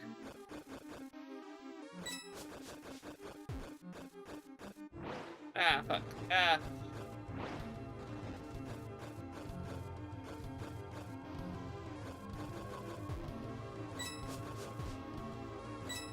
Ah. Oh, the Captain Simps? Ah, sure seems like it.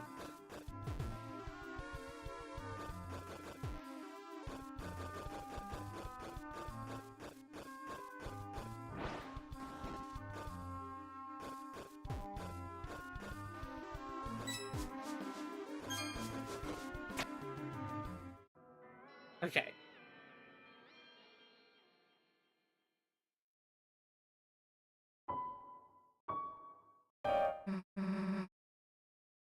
We don't know the notes you gotta play, right? Maybe the answer's around here somewhere. But I do! The notes I gotta play were...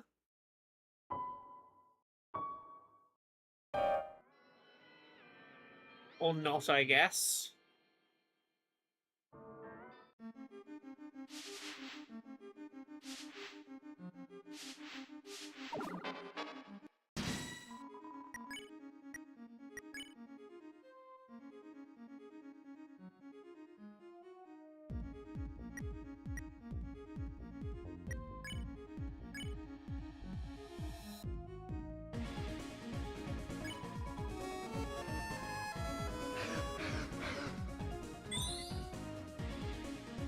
Oh, how did that wake you up? I was trying to make you go to sleep with that stupid lullaby. I should have just pacified you.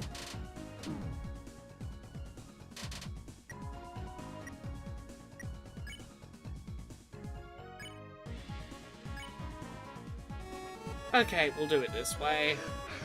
Those were the notes for the axe with Susie lets out a loud laugh. Oh.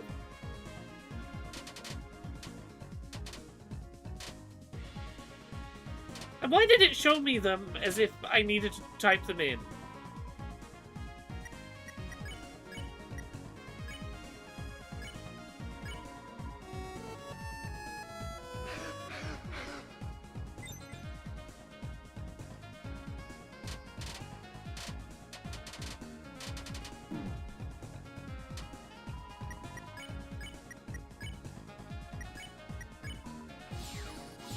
Yeah, there. We've recruited all of those that we need to.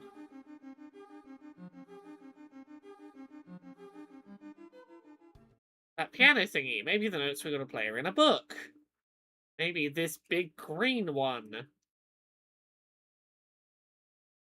There is something weird about this one. It opened a door. Chris, rather than following her, why don't we just, close our eyes and think about what she might be doing in there? Sure. Uh-huh.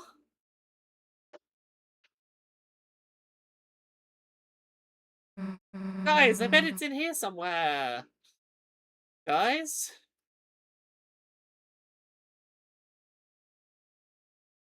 Ah. Hey, old man, what are you doing here?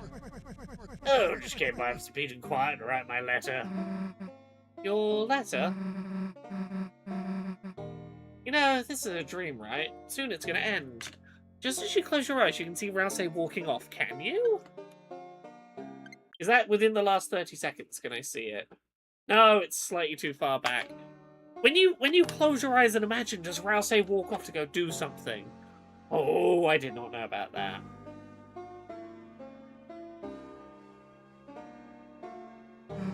You know there's a dream, right? It's going to end soon. Then everything here, this place, that letter. Oh, you don't say. Yeah, but I'll still be here when you wake up.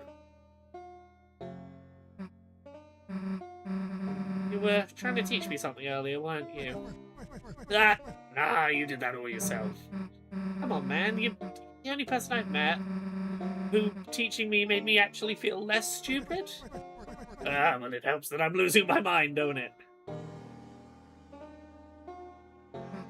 So, in anything with music notes on it?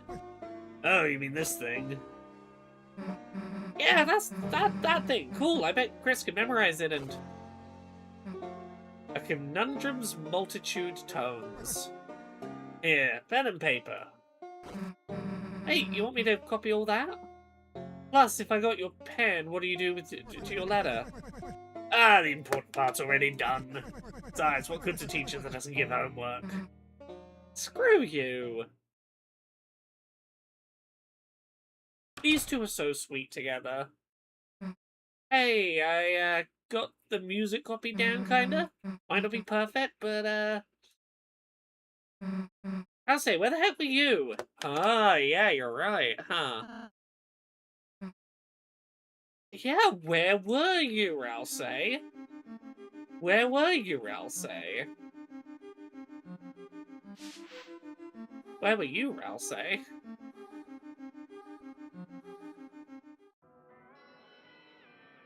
What good questions.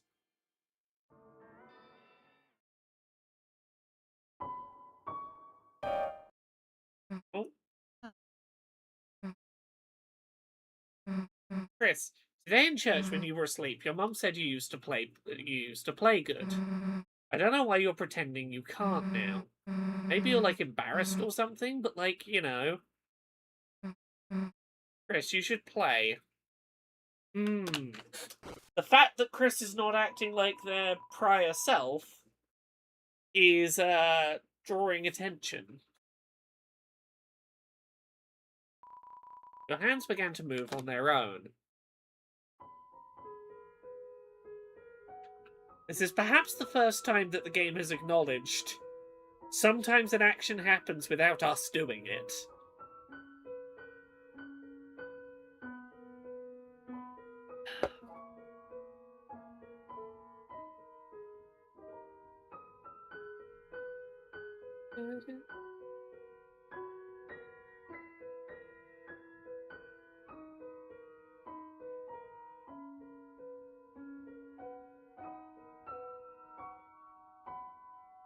Give me the dark.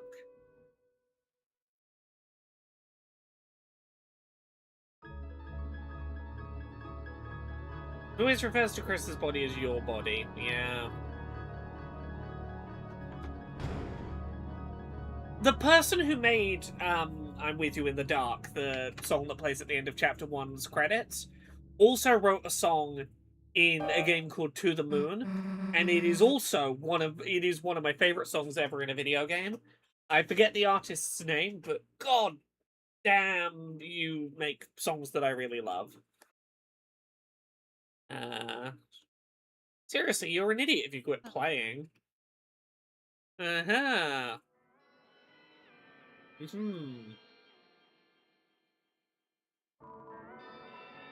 Sure, give me a lift all the way down.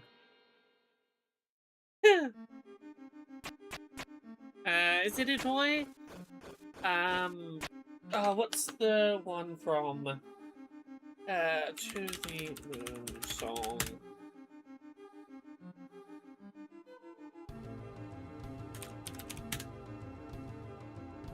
Everything's Alright by Laura Shigehara. Laura Shigehara is the one.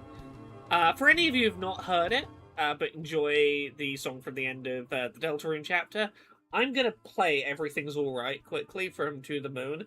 It fucking breaks me as a song. It plays at a moment in that game that is emotionally devastating. You will very quickly hear the similarities. Sorry, I gotta very quickly load it up.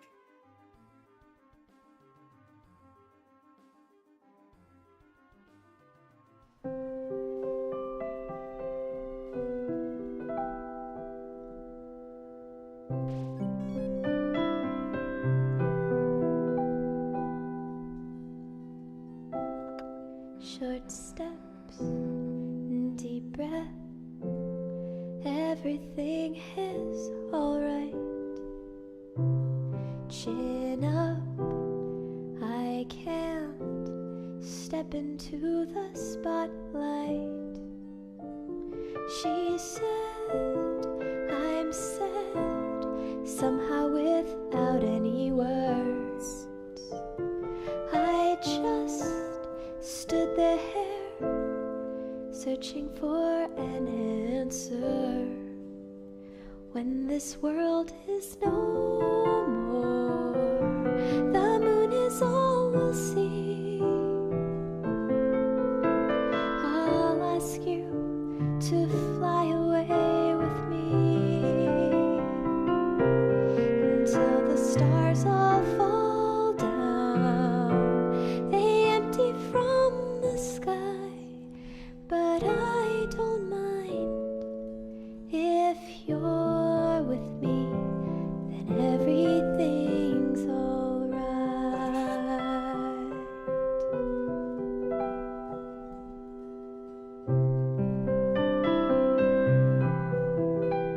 I'll give some context about this song in a minute. Why do my words always lose their meaning? When I feel what I say, there's such a rift between them. He said, I can't really seem to read you.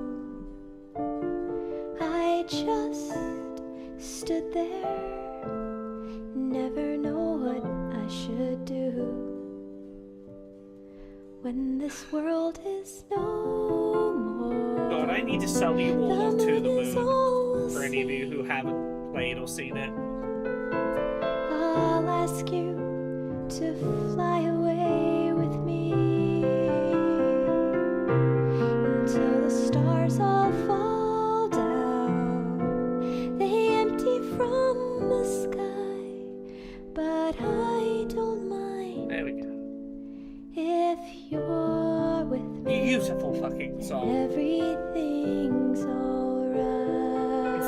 only bit of lyrics, voice acting, if you will, the only words you hear in To the Moon. The only bit of music that's not chiptune background stuff. Yeah, I'm gonna pause it there. I want to talk about this song just like a little bit. So look, spoilers for To the Moon, but like it's a beautiful experience. It's like 4 hours long. Go play it. It's available real cheap very frequently. To the Moon is a game that starts as you're a pair of scientists going into the mind of a dying old man because he wants his memories rewritten. He would like his life to be rewritten in his head on his deathbed so that he lived a life that would have led to him traveling to the moon, becoming an astronaut going to the moon. He doesn't remember why he wants that, though. And unfortunately, in order to get him to relive his life in a different direction in his brain, they have to get to the root of why did you want this in the first place in order to be able to plant the seed that'll get him to change his own memories so he can die with this false set of memories in his head. It ultimately becomes a story about two autistic women. One of them is a masking, late-diagnosed autistic woman, and one is a autistic person who was diagnosed young and as a result sort of never feels the need to mask their autism. But our main autistic woman character, in short, she tries to explain to the person she ends up marrying. As a child, before, like when they're first dating, she tries to explain to him what it feels like to be autistic, and she uses a couple of metaphors around lighthouses and the moon, about the moon and the stars out in the sky seeming like lighthouses in the way that they shine their light out into the distance and don't often really get a reply. They're so far away from each other that like they don't know if they're getting a response. They're very distant despite reaching out with light. It's this metaphor about, like, feeling like you, as an autistic person, reach out and try and make connections and, like, they don't seem to shrink the gap between you and other people. And she talks as a child about wanting to befriend a lighthouse, to befriend the moon, to be a response to a light shining out in the dark. And he never really gets this, he never really understands it, and this kind of becomes a friction point for them, that she just desperately wants him to understand what her experience as an autistic woman is like, and he never quite gets it. It is absolutely brutal, and this song plays over a sequence that is basically once the scientists have finally gotten to the root of it all, where they've worked out what to do to change his memories, and it is like you're seeing flashes of a life he never lived that they have implanted into his head. These are the memories he's going to die thinking how his life went. And this song is playing with its lyrics about she somehow said I'm sad without any words and I can't seem to read her. You know, these beautiful lyrics about, like, just wanting to feel human connection while struggling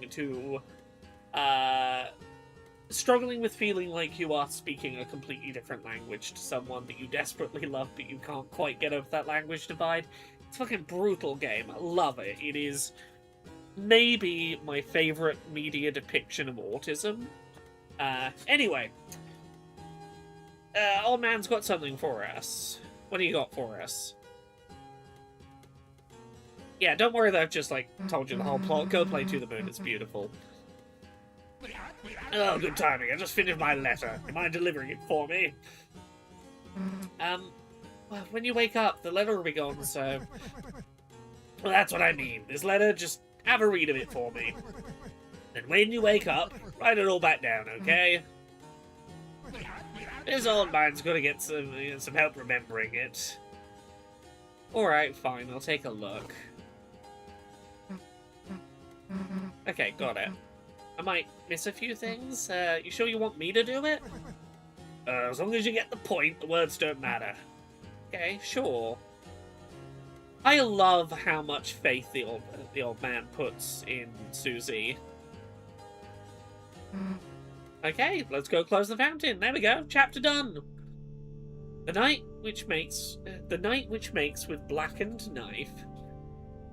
Yeah, the blackened knife feels like it's the weapon that we're supposed to craft using the dark shards in the sword route. I'm still convinced there's a sword route. The knight which makes with blackened knife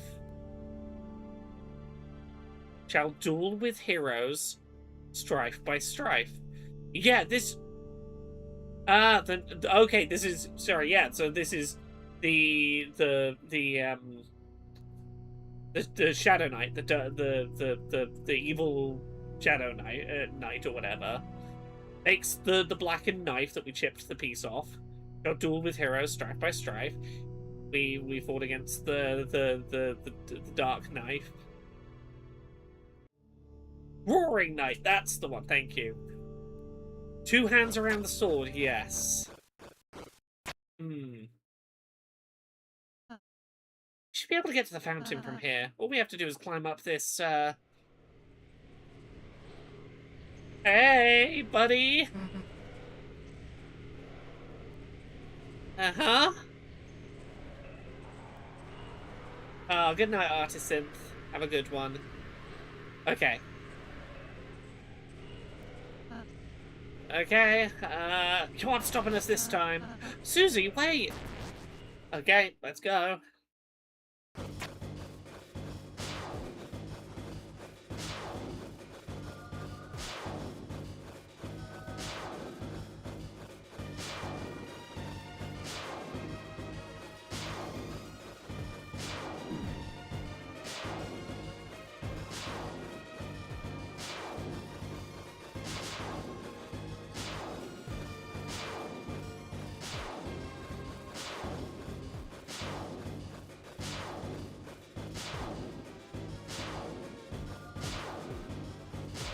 Ah, fuck. Okay, just climb, climb, climb.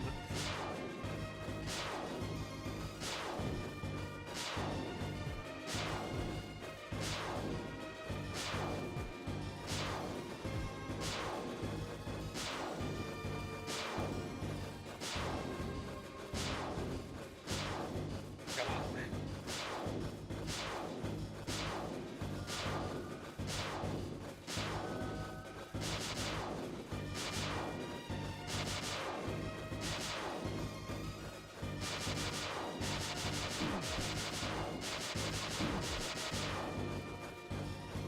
Ugh.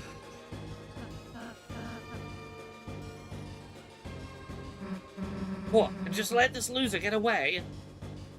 Oh, sorry, Ras, I said, sorry, Susie, don't.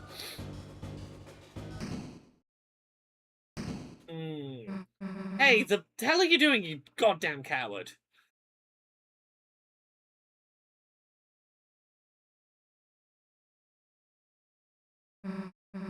Damn it, I let them get away. It's alright, Susie, we did our best. Yeah, but it's not good enough. Every time they're just one step ahead of us, we keep letting them get away, then how are we going to protect Toriel, Undyne, anybody? Susie, I understand how you're feeling, but we have our own advantages too. The night only seems to show its face in the dark world. We can just steal the fountain over to the right, then it'll at least buy us a little more time. Oh, sorry, Ludknops, this is the normal route? Sorry, I realize I should probably clarify the title better. This is the normal route. We're not talking about the weird route until we start doing the weird route. We'll label it such when we do the weird route. This is the normal route still. Don't worry, there are no weird route spoilers here. And no talking about the weird route yet. So you're all good. Okay. We're doing the weird route next, but we're still going to get through the rest of Chapter 4 and then Chapter 5 first. Okay, we just gotta go this way. Looks like this is the fountain. You, Chris, Susie, I suppose I'll see you in the castle town. Let's have another tea party or something. Oh, yes, sure, Susie. Hmm.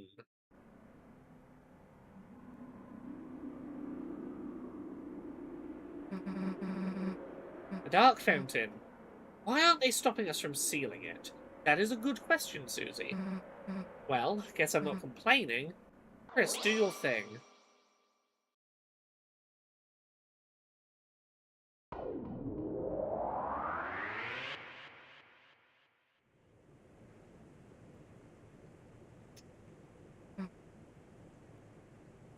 That fountain did look a tad small, didn't it? Guess the sun went down. Damn, Chris, look under the door! That weird smoke. No way! You don't think there's another dark world? The night is still here. It's locked. It's a stupid numbers lock again. Too hard to break. Guess we can try looking for the combination. There's a dark world inside a dark world. They then Russian nesting dolling the dark worlds now. Shouldn't the old man be around here? We gotta get him out of here. Plus, he probably knows where a code is, right?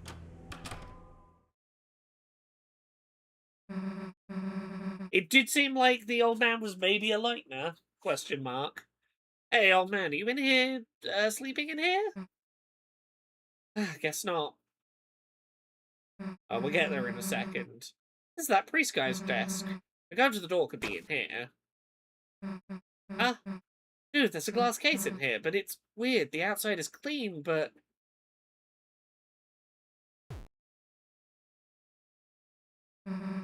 inside is covered in dust. The thing that monsters turn into when they die.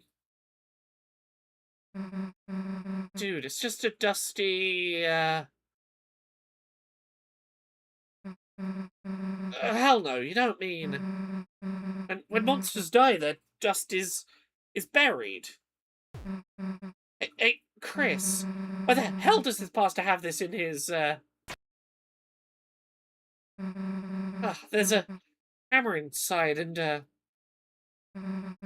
photo of the old man.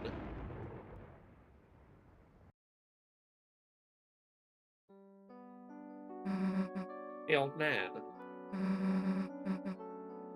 I don't really get it, but somehow the dark world, for a moment, it must have, like, revived him? But I think he knew. I think he knew he was... Chris, he wanted me to write a letter. A letter to Alvin? I think that's this pastor guy? Give me a sec. Yeah, it does seem like the religion tells people, hey, bury the dust of monsters when they die. But if you don't, their spirit can be revived by dark worlds, which is fascinating. Okay, let's go, Chris. Alvin, your old man was proud of you. The reason he didn't come to church a lot is because he wanted you to follow your dream. He's sorry he never said that right. To write your own stories. It's okay if even if they're not perfect. Sincerely, a friend.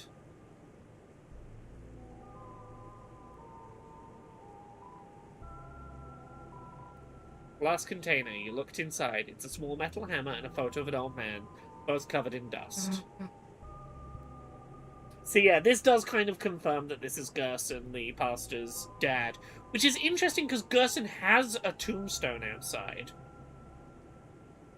Which suggests that the pastor pretended to bury his dad while keeping his dad's ashes in a snow globe, despite that being kind of taboo.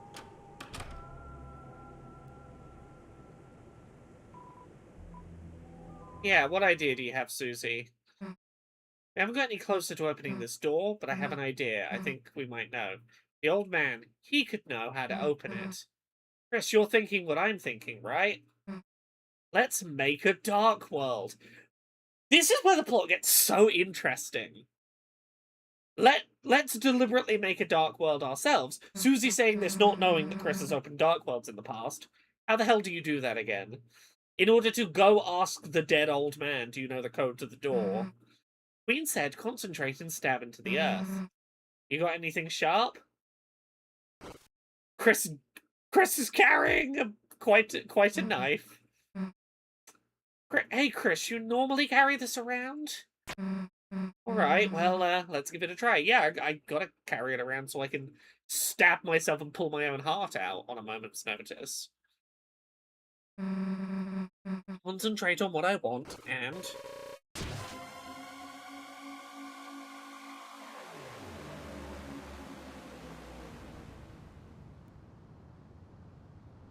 Look how they blush when Susie grabs their blade, right? Yeah, it does make you think about, like... who taught Chris how to open Dark Worlds? How many other people in town know how to open Dark Worlds? It's certainly implied that, Noelle and Dess's mum knows how to open Dark Worlds, maybe. Hey, Chris, I did it. I made a Dark Fountain. Pretty cool, right? Maybe I'll let you do it next time. Hey, is it me or does something seem off? I guess it's like Rouse said, every Dark World is different. Yeah. The lighting has changed.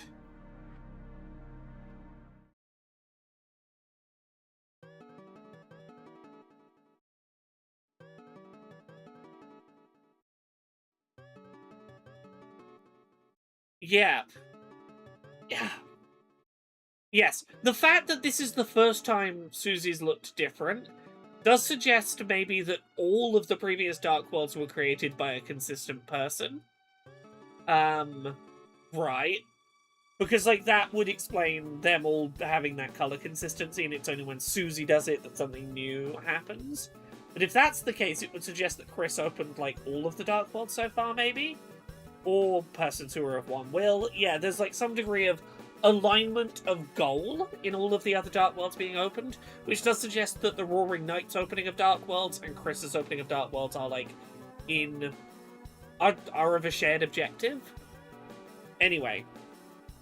But lo, on hopes and dreams, they send 3 heroes at the world's end. It's pretty hard to believe, not just that things have been predicted, but that I'm part of it too, I guess? Yeah. The light and dark, both burning dire, a countdown to the Earth's expire.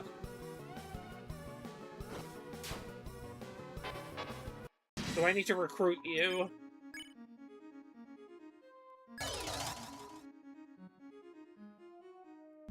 You oppose the revolution?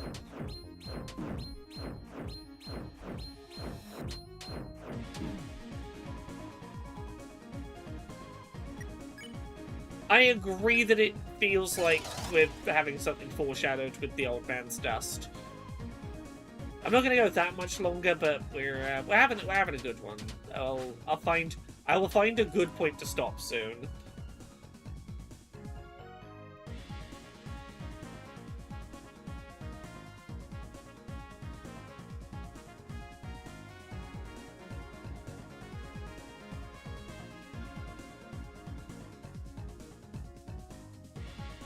Okay.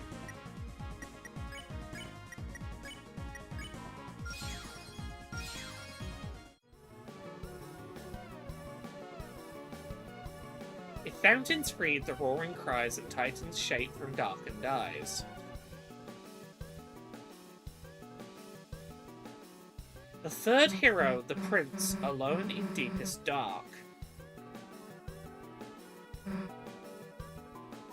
Yeah, all of us have our own prophecies too. If Rouse's the lonely prince, wonder what we are.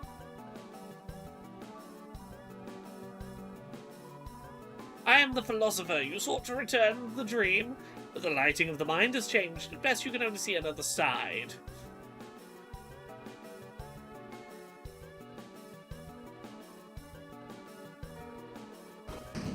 Ah! The piano moves!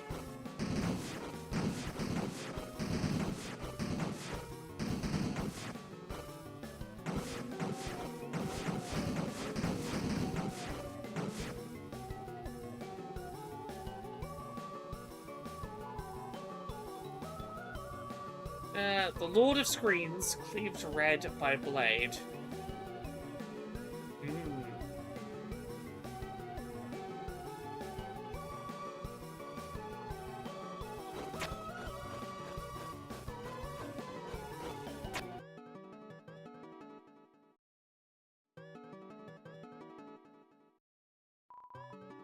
Whose dream is this? Chris's dream? Susie's dream? A night's dream? My dream?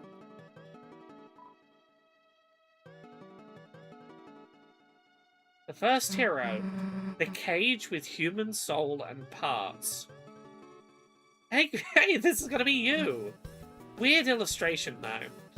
Yeah, 2 hands around the soul, same as the 2 hands on the Roaring Knight's blade.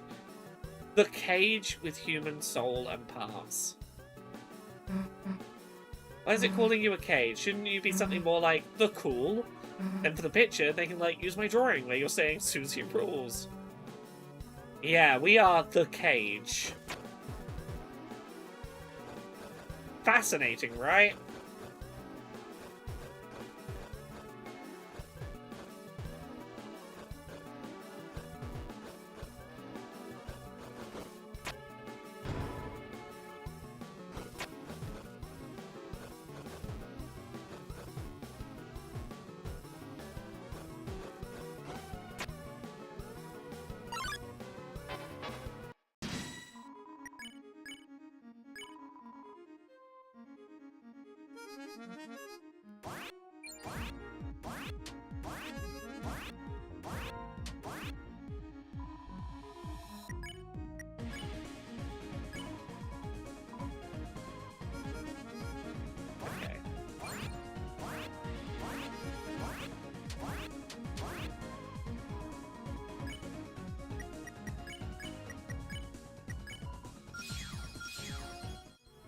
Okay, we gotta recruit one more.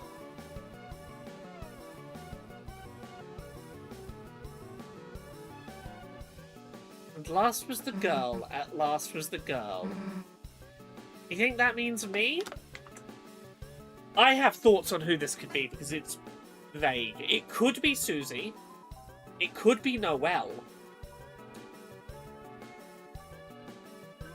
Could be Ralsei. I still have thoughts. We'll talk about them in Chapter 5. That does seem to be the Rude Buster symbol, yeah. I wonder what it says. You know what, actually, that being the Rude Buster symbol is probably the best hint that it is actually Susie. Gold Widow. Let's have a look at this armor.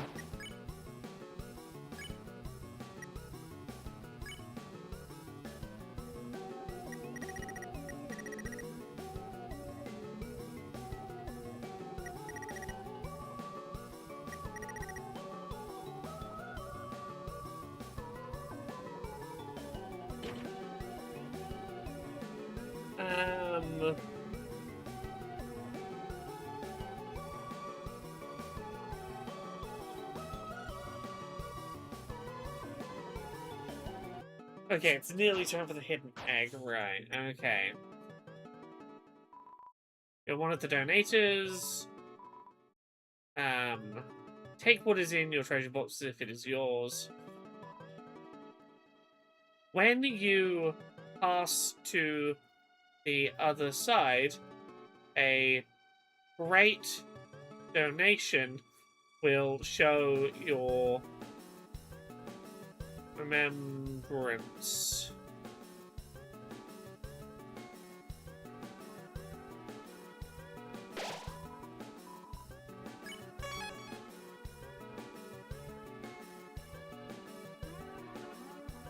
A second hero, the girl with hope crossed on her heart.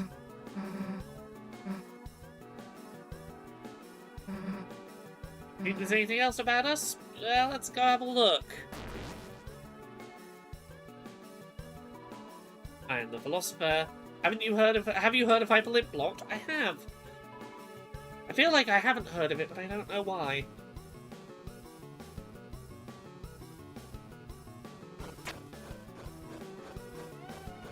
Oh, I love this rotating effect.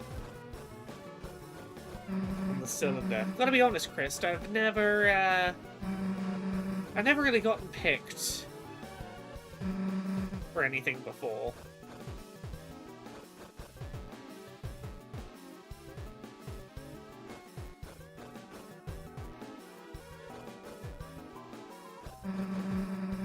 No one ever wanted to be my partner in class. Yeah, if Susie is the last girl, how could she be the second hero? Questions, right? This is like something else, you know? Something important. Yeah, the main reason I don't think Susie is meant to be in the prophecy is because she is the person who would be most emotionally fucking crushed if she wasn't meant to be in the prophecy. This whole chapter's like, learn to earn your place, like you deserve to be here just as much as everyone else, would be fucking brutal. Before, I didn't think I could be a hero. I wasn't good enough. I mean, I was bad. I still kind of am bad in some ways, I guess. Right? You see what I'm getting at here is...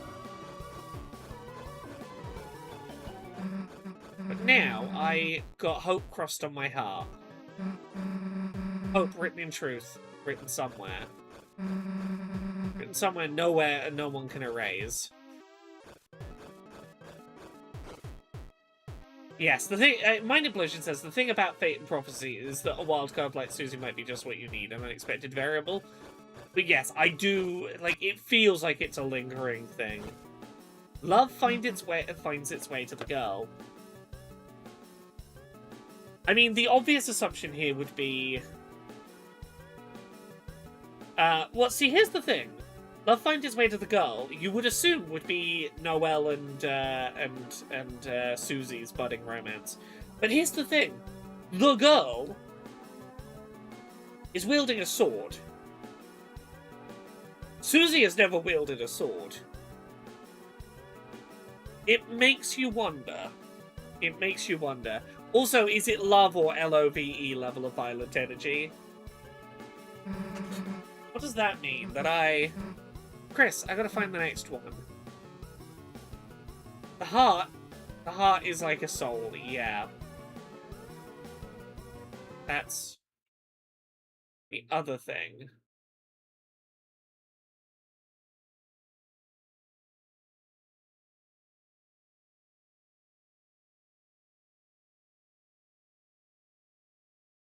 I'm looking for one of these that looks a little different.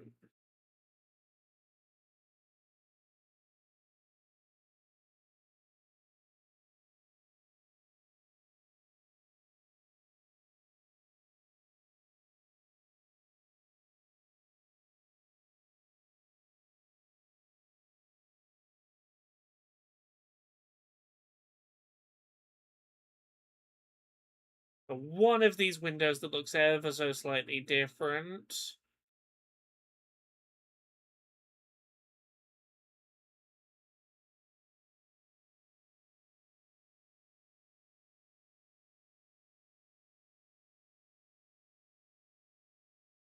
Gumba, I'll find it in my own time, don't worry. I'll get there. In the code, you can see that Noelle can equip swords. Well, I mean, look, I wasn't going to talk about stuff in the code, but like... Oh, there we go. This one looks slightly more like an egg.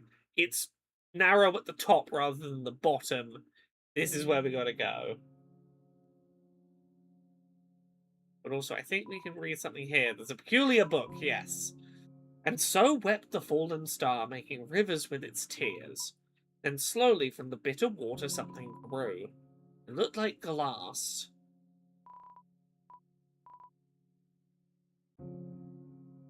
Hmm.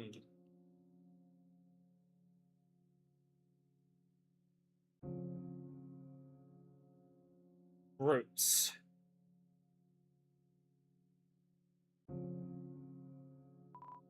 Had something in between, something in between. It was mixed up. Forest tale, children followed the grow where the pointed lost word. Poor children.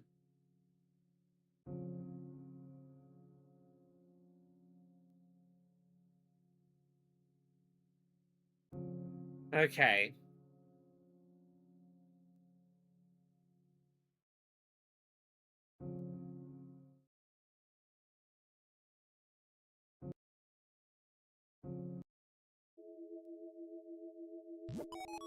Chris, there you are. The patients are waiting for you.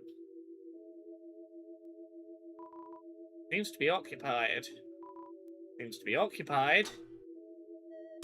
No terror, we're in the first Dark World a second time.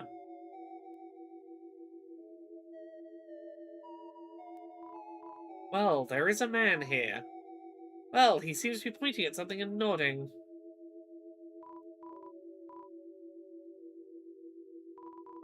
It's a sink. It would be ridiculous if you painted something and there was nowhere to wash your hands. Someone seems to be making a painting of a tree. Rather strange that it seems they haven't drawn the bark yet.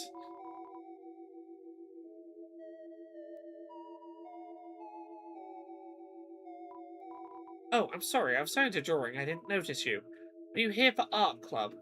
Right, this is where we draw pictures and we don't kill each other. What am I drawing? Oh, don't look. I'm not finished yet. There's a canvas here. Will you draw? Sure. They began by sketching what they had seen behind the tree. But as they sketched, the line began to err, as if the pencil had lost its way. They started again, drawing over the lines they'd already made. Many times they would suddenly halt, while the pencil drifted into a new drawing. They started over and over and over. Through many repetitions, their movements became faster and smoother, until without looking they had completed a sketch in a single wild line. In the end, as a result of layering the sketches on top of each other, the surface of the canvas was nothing more than a monochrome smear. Next, a tree was painted over it. Painted over everything, leaving nothing but a simple, still life. After all, there wasn't anything to look at in the room besides a single tree. Yeah, it doesn't say you, it says them. Interesting. Chris got up. It seemed the painting was complete. Their hand, smudged with graphite, was still moving as if to trace some unseen shape. An egg was picked up from a nearby easel.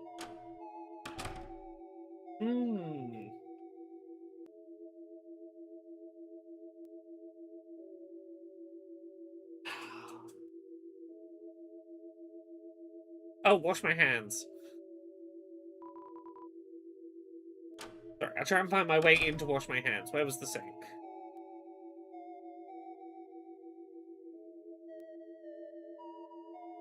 Nope. Lost my chance. Ah! Between your fingers, a faint grey crease glittered stubbornly. You never wash it all away. Aha. How did the session go? They say art is therapeutic. Which one of you was the patient, anyway? I am gonna eat the sacred moss that's here. I ate the moss with gusto. A grey crease that never washes away. Yes, out damn spot or such.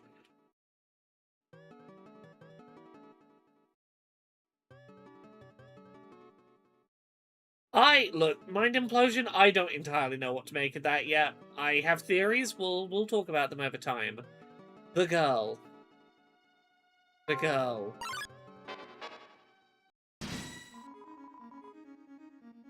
What, how many times does moss eating happen in Deltarune? I believe so far every chapter has had moss you could eat. Yeah, yes, there is some... The grey dust sticking to your hands does feel a little, Papyrus Papyrus in the Genocide referential.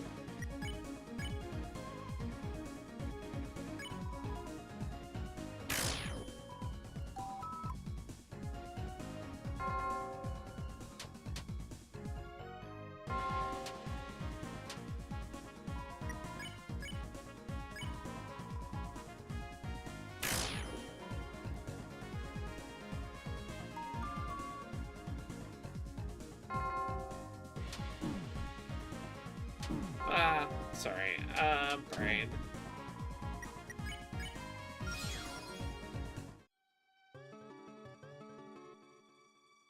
You spawn again if I come back in? Yes, okay.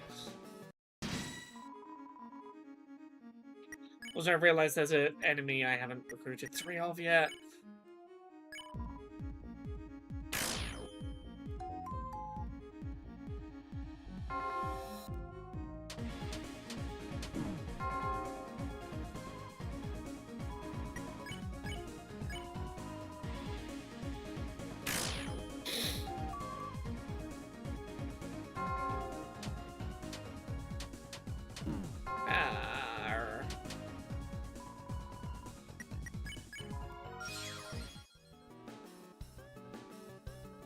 Yeah, I'm gonna try and run back and get the recruit I'm missing quickly, just before I forget about it.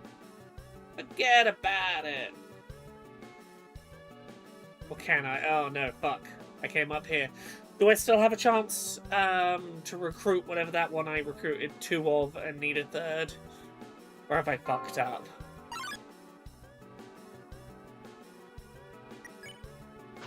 I could heal, but that would require using a consumable, and I have 2 of them right now. Gallery of Ancient Faces.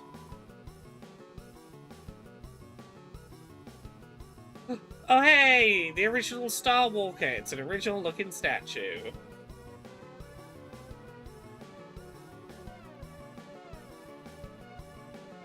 There's something back here I can get? Not this way at least.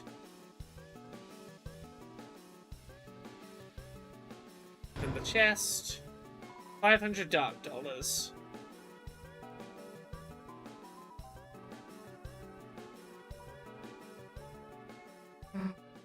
Chris, hey, didn't I tell you to wait for a sec? If there's something about me here, then I... Oh. A last prophecy, the story's end. This is what happens at the end. To save the world, there is only... To save the worlds, there is only one way. Yeah, this will make everything easy, won't it? Hey, I was reading that. Old man? Wait. Mm-hmm.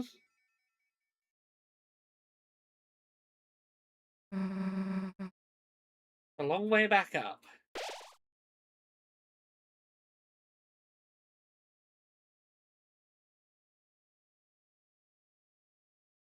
Gumba, can you confirm, is there still a way for me to recruit the 3rd organic? Or did I miss my opportunity? Did I need to back and forth it at the start of exploring this chapter? And do I need to make sure I don't save? If I save, am I fucking up my recruiting of organic?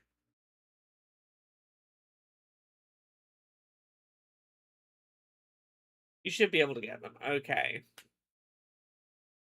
Because I've not seen teleporting doors this chapter, which has had me a bit on edge. Missable recruits, chapter 4, Deltarune. Let's just try and confirm as best we can.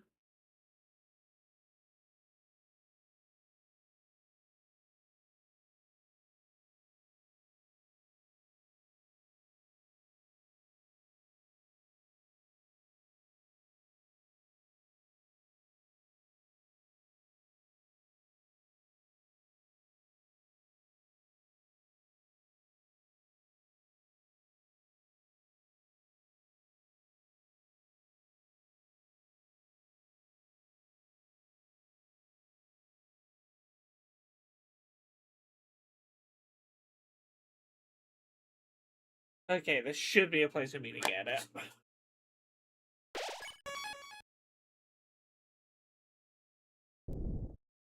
Oh, the floor is going. Oh, I really need to end stream soon. Yes, after today had been a stressful day, I'm just kind of enjoying that I am out of stressful mode, and therefore I kind of want to keep the day going. Now my body no longer feels like it is mildly collapsing. Hey, and you catch me and throw me up.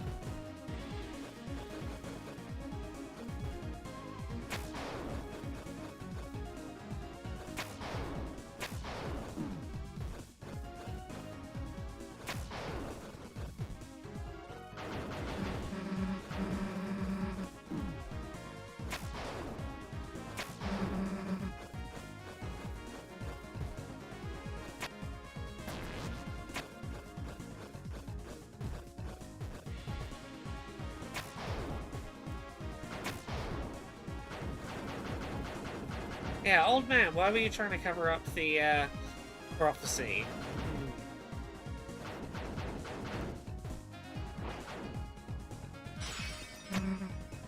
Oh!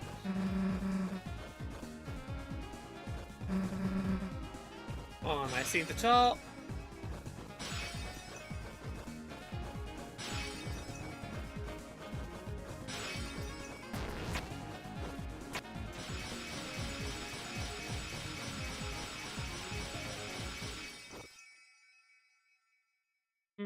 Hey, hey, Chris, I think I see it. Come on.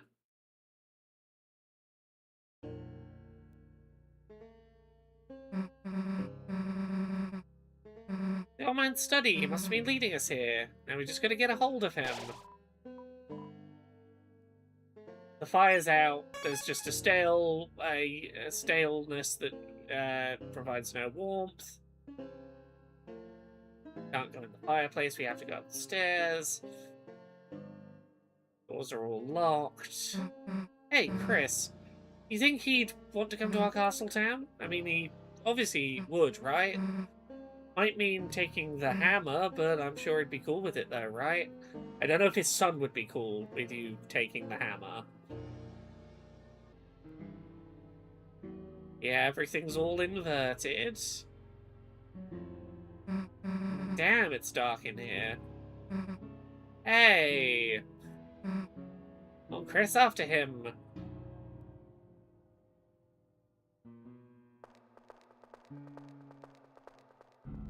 Things are taking a weird turn. This is it's becoming a bit of a weird route, this. Slow the hell down, old man. We're trying to talk to you.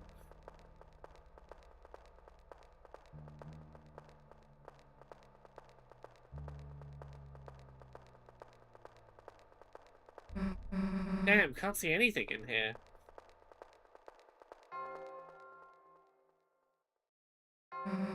Hey, Chris, wait a sec. Do you hear that noise? Sounds like it was coming from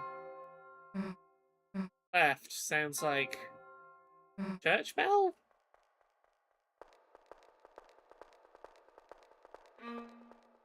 Oh. Another noise. It sounded like it was coming from the right. It sounds like violin.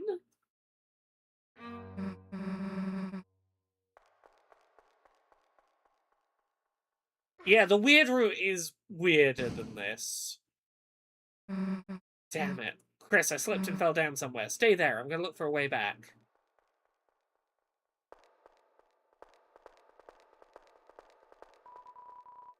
Left in complete darkness, seems there's nothing left to do but close your eyes. Think about how Susie's doing now. Damn, the hell am I gonna find a way back? Maybe if I just try and listen to what's around me? Old man? That's you, right? I mean, yeah, we've been looking for you everywhere. There's like this door code, and I thought you might know the color's right, the silhouette's right, but you okay, old man?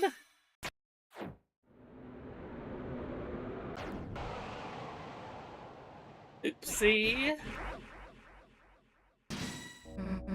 Oh man, what are you doing? Why are you attacking me? You aren't trying to teach me something, are you?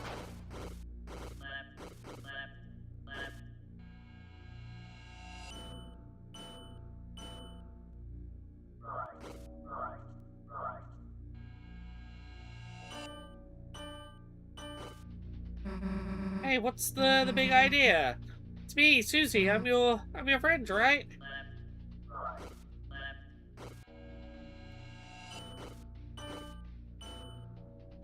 We're gonna have both. Right, left, right.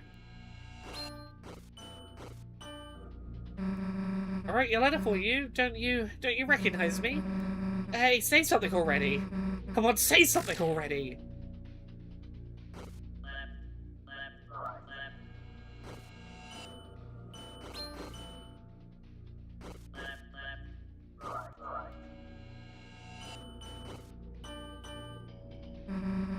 I'm telling you, I don't want to hurt you, so just...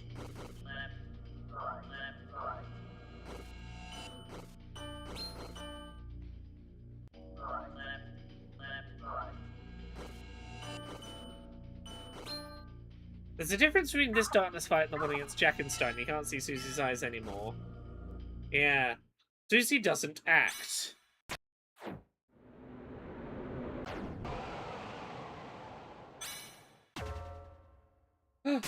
Hooray! We found Susie! Chris, hey! Chris, there's something wrong. Good night, Natalie. Something wrong with the old man. We have to figure out how to get through to him.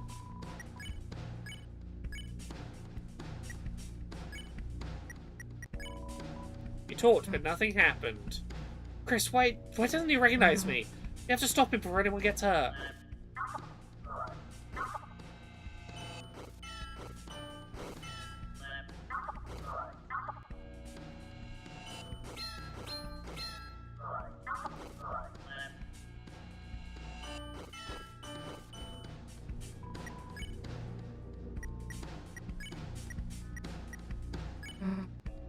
I knew it, I screwed up. I screwed up making this Dark World. Trying to see him again, even though he's already...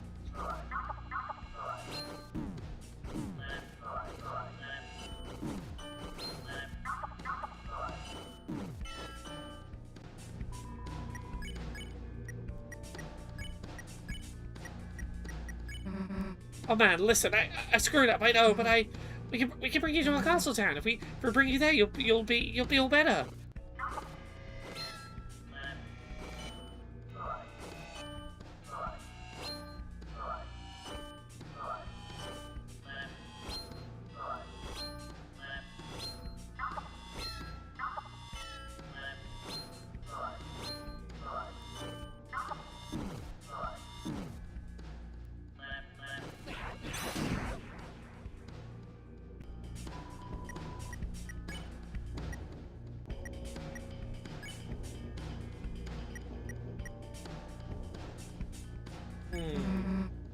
We don't have to hurt you, and you don't have to hurt us.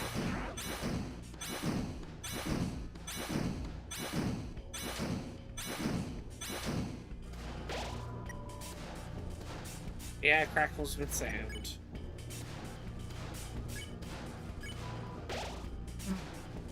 If Brassy shows up, he can use Pacify, right, Chris? All we have to do is wait for the old man to get tired.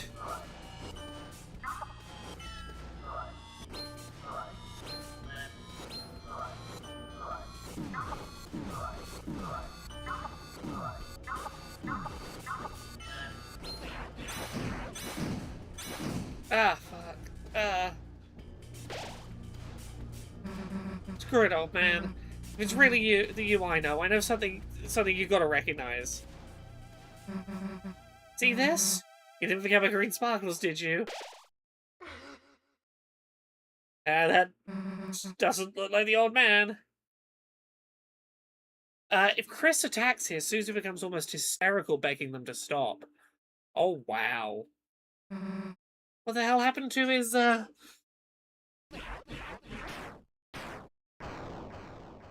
Okay. It's okay. Hey, Ralph, say? Susie. That wasn't the old man. One of the statues in his shape from his study. Must have begun moving when you made this dark world. A statue? Then the old man? He's not in this world, sadly. Darkness patterned after the memory of a loved one tend to only appear in very specific darknesses. Even if we tried to bring him to Castletown, he, Why didn't you say something earlier? Huh? First the roaring thing, then you not being real, and now this. What's wrong with you? If you know something, why don't you just... tell us? Yeah, Susie's colour did turn back for a minute. I'm sorry, I know so many things. I know so many things I don't know when to say them. God, this is heartbreaking. I don't want to say them to worry you two. So I end up not saying anything. What do you mean you know so many things? about the rules of this world, about the prophecy. Now, I do want to highlight about the rules of this world is really interesting. This is going to be really important in Chapter 5, is the idea that Rousey understands the rules that govern this world. About what the prophecy says will happen. I didn't ask to know, but I do. I do wonder if Rousey's been through this before, if this is a loop. Yeah. I'm sorry if it creeps you out. I'm sorry if I don't tell you everything. It's just, sometimes knowing things, it hurts. And if anyone's going to hurt, let it just be me, okay? Oops. I'm sorry. Rousey, is that why you've been acting so weird today? Vordrella says, my fun theory is that there's only one Rousey between your save files. There's nothing to imply that. It's an interesting idea. I've just been trying to stay ahead of you two, so you don't have to see it, so you won't, because it would, see what? At the ending of the prophecy. What, that last prophecy thing? Susie, you didn't. No, I mean, please let me go ahead of you from now on, please. I'll do every area. I'll do all the work. The next time too. You two could just hang out and have fun. I could do all the puzzles. I could. Hey, look, it's okay, man. That last prophecy thing, I don't need to see it. If it helps, whenever you gotta, you can just go ahead alone. But everything else, we're doing it together as a team. Nothing's gonna change that. Nothing, whether you like it or not, Toothpaste Boy. Yeah, the complete barren nature of Rousey's life before the adventure started is, again, so interesting. I'm just glad you're friends with me. I'll be more honest, Susie, I promise. Even if it means sounding weird. Rousey, you couldn't get any weirder if you tried.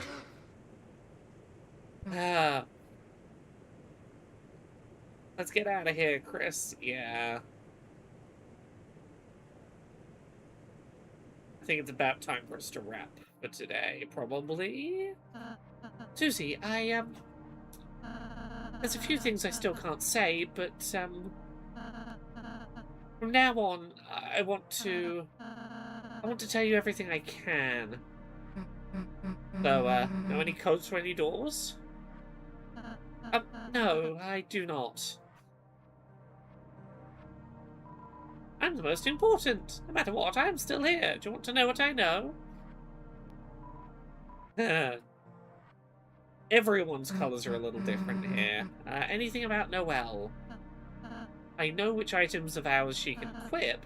Then again, you're supposed to equip ribbons. Yeah, it does feel like some swapping of equipment may have happened. First, this leads back to the start. Do you want to know the code to the door? 2202. It's written on me since I'm the most important.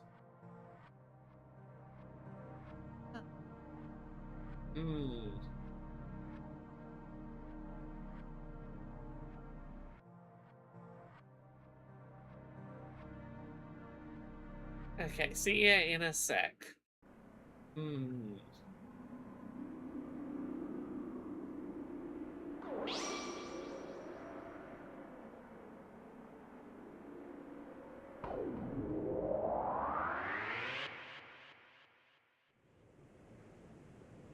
And none of the usual music when closing these dark fountains.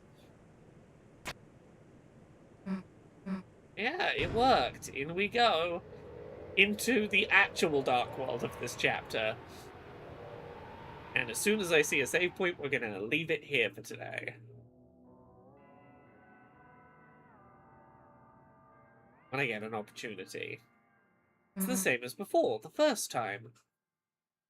Yeah, that's interesting, isn't it? That this new... I suppose the original Dark World was formed partially the fountain inside there, too. The Knight's two fountains. It makes sense it would be similar to the world we saw before. Hmm. There's no time to think about anything else. Let's go. Wait. Can we pose? Yeah, of course we can pose. Pose with knowledge. Go to the old man's study?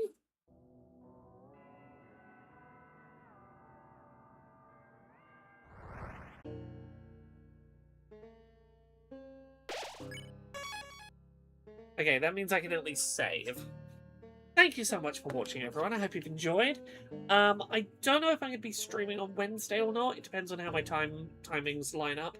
But I will be streaming on Friday, continuing Chapter 4 of Deltarune. I